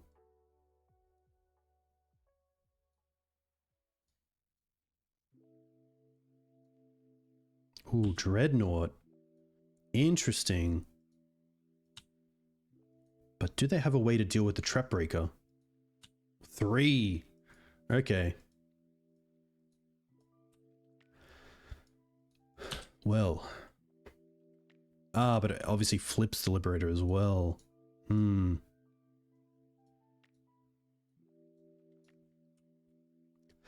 Yikes.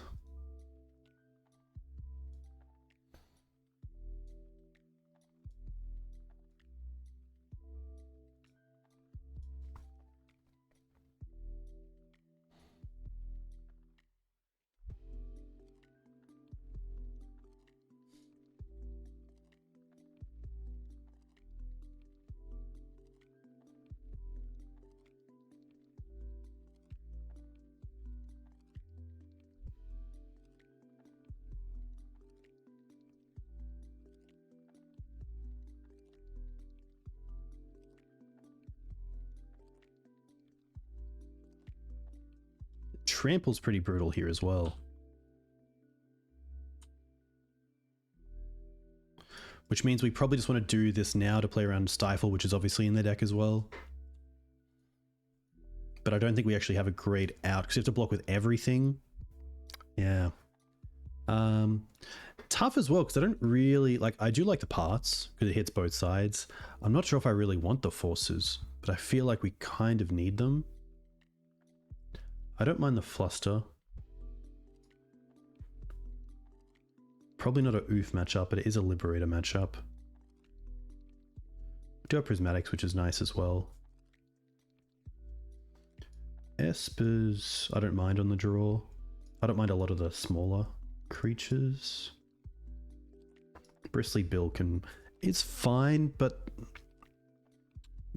I don't think it's a great answer to Bowmaster, where they're actively going after them. It's just a nice to have, but if I'm green sunning, I'm probably green sunning for a real threat.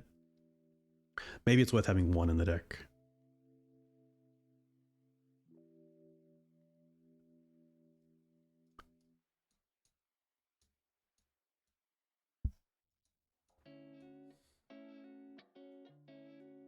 Obviously, Doorkeeper Thrull we don't want.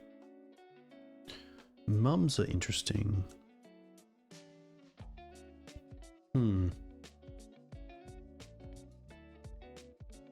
Maybe just one.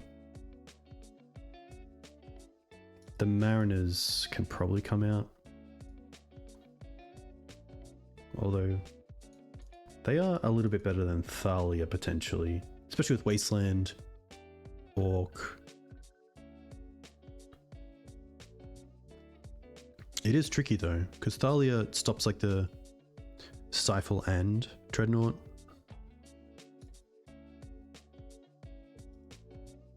It could just be a trim, honestly. There we go.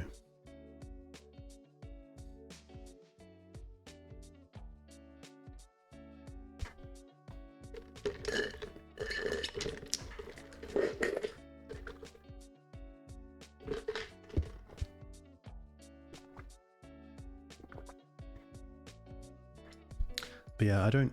Tough one. Okay. Happy to keep this.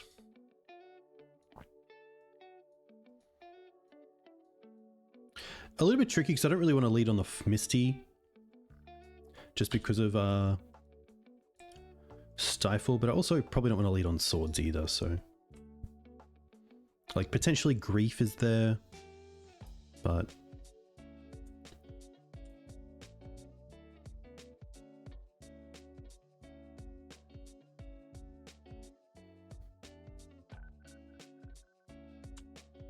Okay.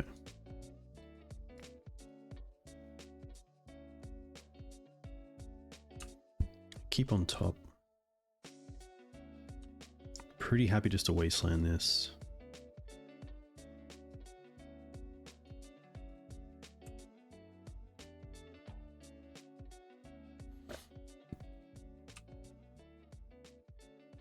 Next turn we can just Karakas Liberator. Interesting. Maybe playing around Bowmaster on our turn?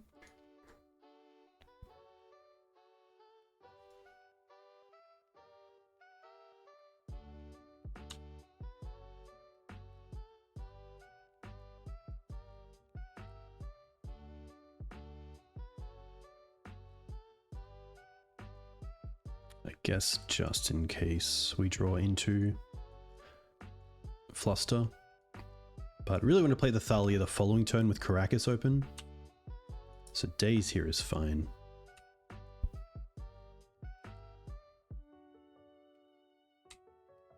I mean, they could Daze the Thalia, make us pay with the Karakas, but then they couldn't untap and also go with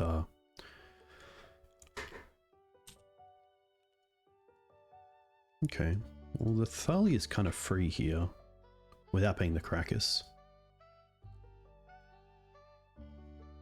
So I'd much rather they didn't know about it.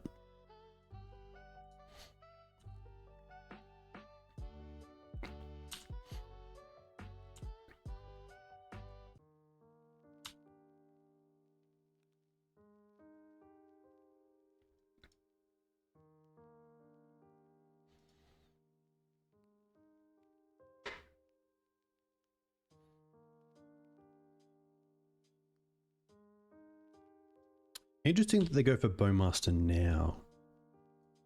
Because now we potentially get to obviously just return it. And then play it again next turn. And then the following turn Ramunap to be able to get back Wasteland straight away. They also don't get the little token here as well, which is nice. Just sets us up pretty nicely. Thalia also great in case they have Dreadnought plus land plus Stifle. We can just Swords in our turn to play around everything.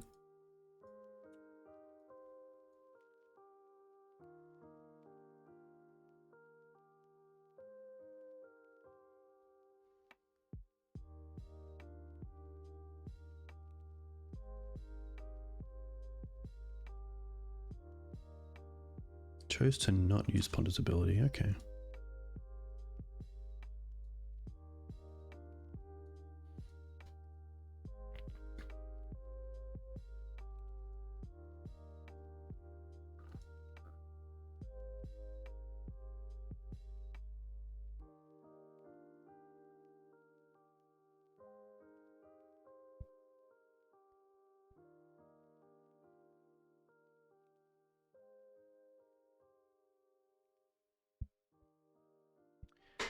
Yeah, I think Wasteland plus Ramunap here should be a pretty nice kind of check on our opponent.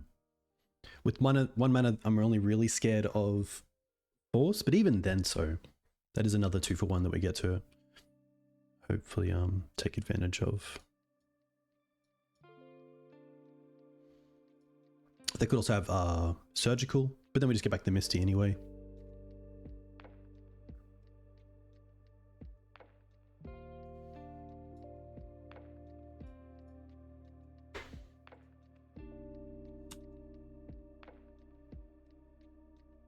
Also having Endurance open here is kind of nice. I don't think it matters with how the mana works out for them. There's not really an option for them to be able to Entomb and Reanimate on the same turn.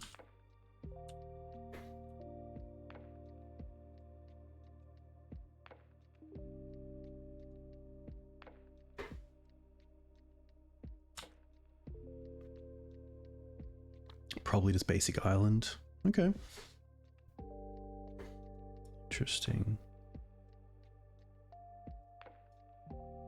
Maybe something like Fatal Push on the Ramunap.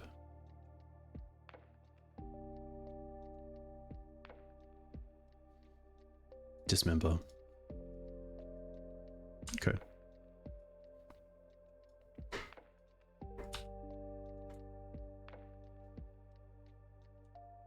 No attacks. Interesting. Prismatic's kind of cool. I don't mind just main phase endurance to keep like a Murktide off the field, which I do have swords for, but they can't force it right now, thankfully, because the Thalia.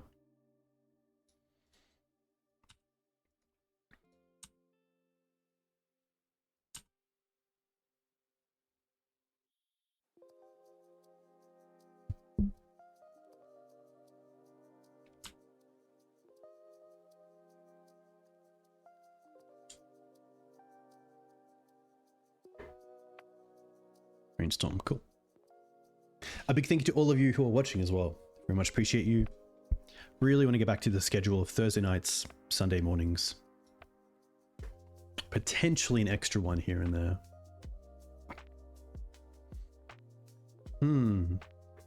Did we see anything that changes things? Not really.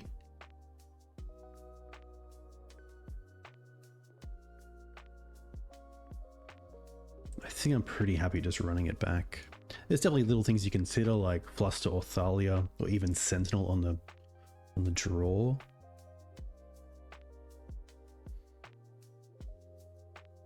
But yeah, I think one big takeaway so far has been Ground Seal potentially online just a little bit better than Rest in Peace. We do already have things like Endurance and Ooze for, say, Delver with Murktides, but otherwise there's been a lot of targeting today. Things like Loam, Reanimate. Does stop us from like oozing, but I think that's fine.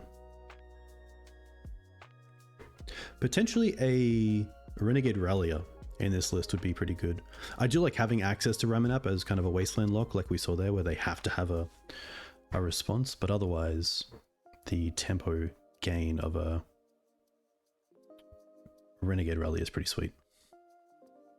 Honestly, pretty happy with this hand. Like, a lot of mana. If we get hit by a Stifle, we can easily come back from that as well, which is nice. Access to basics to play around Wasteland to some extent. Early Prismatic Ending.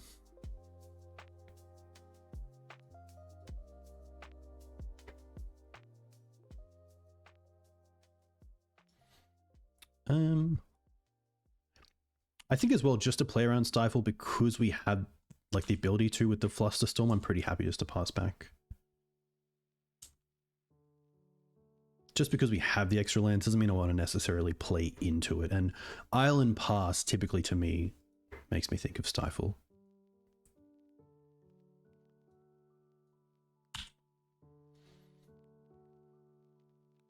Ooh, you never think of the Fluster, do you?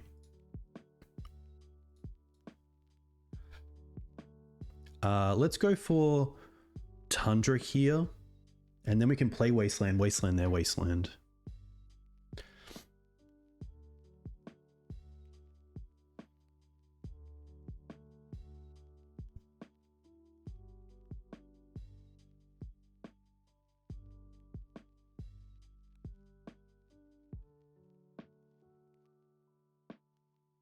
Who's the blue player now?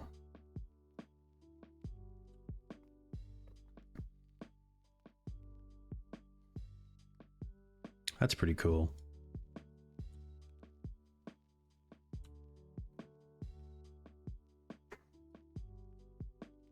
It's a nice little 2-for-1. So we play the Wasteland, play the Mum, playing around Days, then Wasteland the Wasteland.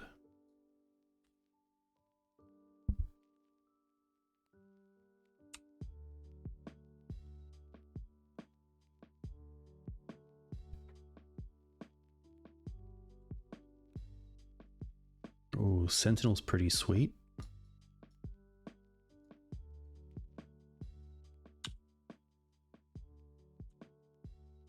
Nice. Now having the Prismatic open as well for another.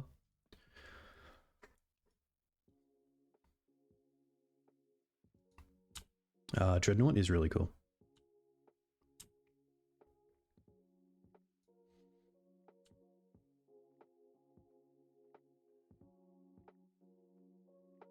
I think in response, I'm happy just to fetch as well for the trop.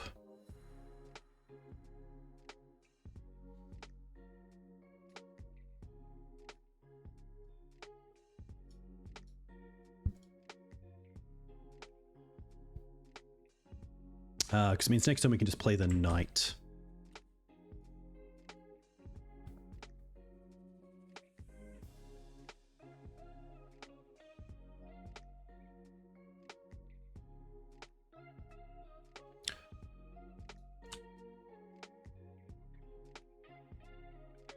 A 2-drop here would be fantastic, because then we can just play around Wasteland again.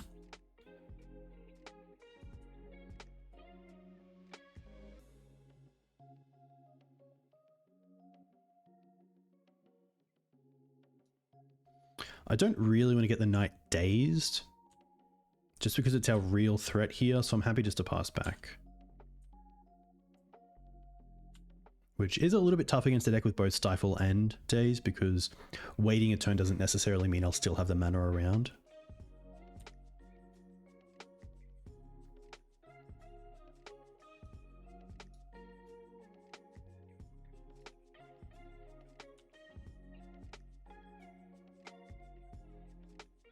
Pendel's pretty sweet.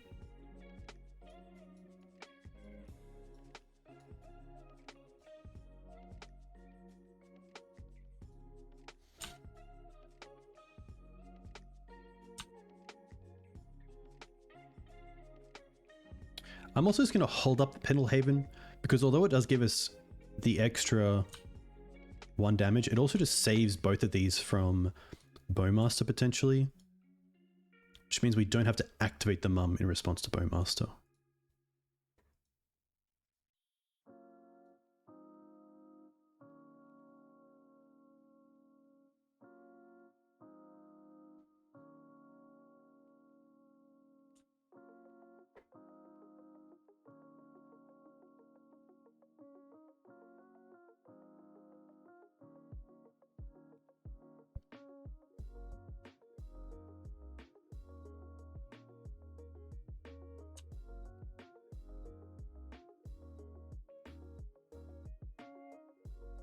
True name. Okay.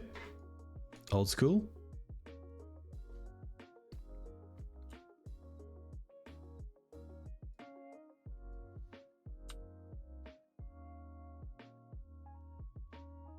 Ooh.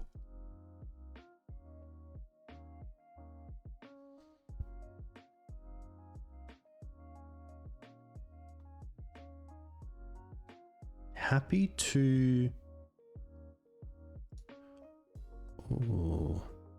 Could go for a brand for a I do want to try this card out, so let's try to go for a Bristly. Play a land, trigger, Esper Sentinel. Nice. And then let's fetch. Could get Dryad Arbor. Trigger.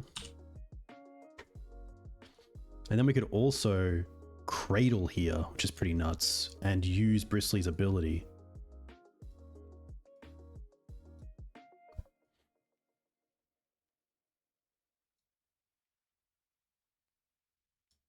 Trigger here. And then ability. Nice.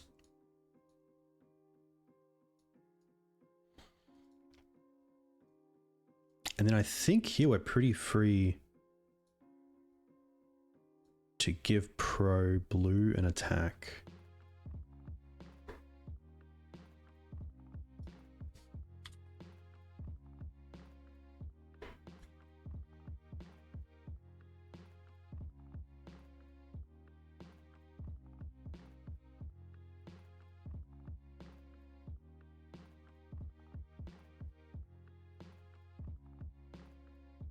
Could have like Pendelhaven first. I wasn't too sure how I wanted to use my mana.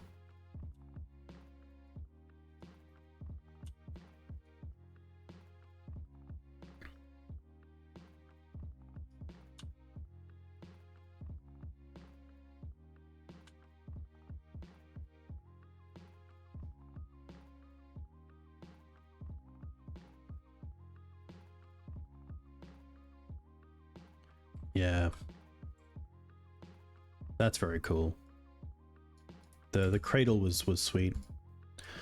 Nice. So we end up with a 4-1, which is pretty cool. Going down to... I actually don't remember. If anyone can remember we played against Blue-Black Scam. That got there, thankfully.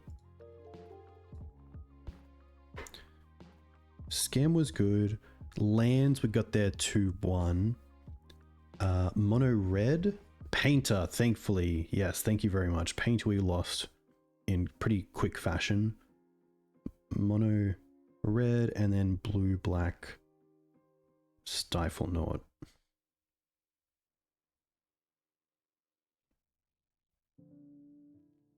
Nice. But yeah, deck was pretty sweet. Let's go to deck tech. So, I wasn't sure about the Pendelhaven. I'm still not too sure, but there are definitely times where it's like, okay, that's pretty cool. You can save an Esper Sentinel, a Mother, or a Dryad Arbor from something like a Bowmaster, or just making it a 2/3 as well is decent, but you obviously only have the Knights to find it. So I wouldn't mind having, instead of one of these, probably a Lush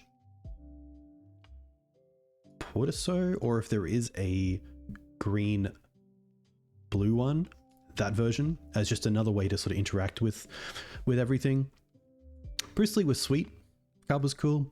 The Mariners seemed like they were doing work, but it's kind of tough because I feel like sometimes it's not the work you see being done. It's kind of behind the scenes where your opponents are holding cards or not going after things because of the Mariner. So it's not always results you see that are tangible. It's kind of something intangible. Same as Sentinel. Sentinel's kind of cool because there were a few times there where we got to draw 3 or 4 cards off the same Sentinel. I was a little bit skeptical of like so many non-creature spells and potentially having hands where you just have no real threats or plan but a bunch of removal. But the 3 Prismatics were pretty sweet alongside the swords. Yeah, like Noble Hierarchs, we only added them as like a sort of late inclusion because they do work so well with Bristly. And I think one of the small unfair advantages of Maverick is that you do have mana acceleration, which not a lot of decks have access to. And to be fair, the Exalted as well did pick up a few times as being pretty nice. We did talk as well about at the start of the round, Rest in Peace over Ground Seal, which the big card that came out as the reason why we went with Rest in Peace is things like Murktide Regent, which obviously this just stops, but Ground Seal would have been pretty sweet because against Painter, it stops the goblins from getting things back and it keeps our knights big. Against Blue-Black, it stops Reanimate, it stops Animate Dead, but it keeps our knights big. Against lands, it keeps Loam off the table, but it also keeps our knights big. So yeah, I think we could definitely see running this back with potentially Ground Seals in the sideboard instead of the Rest in Pieces, just because they do hit one of our main ways of winning the game in Knight, which is, yeah, pretty brutal. But yeah, otherwise pretty cool. Like very cool to get the Flusterstorm off. Played against a variety of decks, which is always nice. But that's going to be me. A huge thank you to that Maverick Joe for the donation deck list. If you want to find me online, you can find me in my Discord, on Twitter. Well, I do have giveaways now that I am a MTGO content creator. I do get monthly giveaways for prize ticks, which is cool. Prize points. So that's pretty sweet. And yeah, definitely looking to be more active in the Discord as well. There's a lot of people in chat here that I can see that are very active in the Discord, the Maverick Discord that is, but also my own. So yeah, really just looking to try to find some time to scroll back to the start of the year and just make my way through and see what sort of the big discussions are with Mav at the moment, because there's obviously a lot of great players playing it and putting up great results. If you're interested in looking at some of the more competitive versions of Mav when it comes to, say, Legacy Challenges or Qualifiers, Harry1232, Achilles 27, Strass Daddy, Clips for Life, D Neely, Dreadnought 33, there's a ton. There's a lot of good players out there playing the deck. Obviously some have moved towards depths, but yeah, if you want to have a look, definitely check those players out. For those who followed me tonight, a big thank you as well. Appreciate the support. If you do like this content, definitely consider subscribing or following the channel. But yeah, I'll be back on maybe one night during the week other than Thursday, but definitely Thursday night. But until then, I will send you through to another stream. It looks like Sylvia is streaming, a very good, I believe, Japanese Legacy player. So enjoy that. Thanks again, Dave. Thank you very much. Enjoy your weekend. To Joe, thank you again very much. I do have another donation deck list coming through as well, which is a little bit more Planeswalky styled from a player in Belgium. So be sure to check that out. It'll be going live pretty soon. Yeah, looking forward to it. Enjoy your weekends.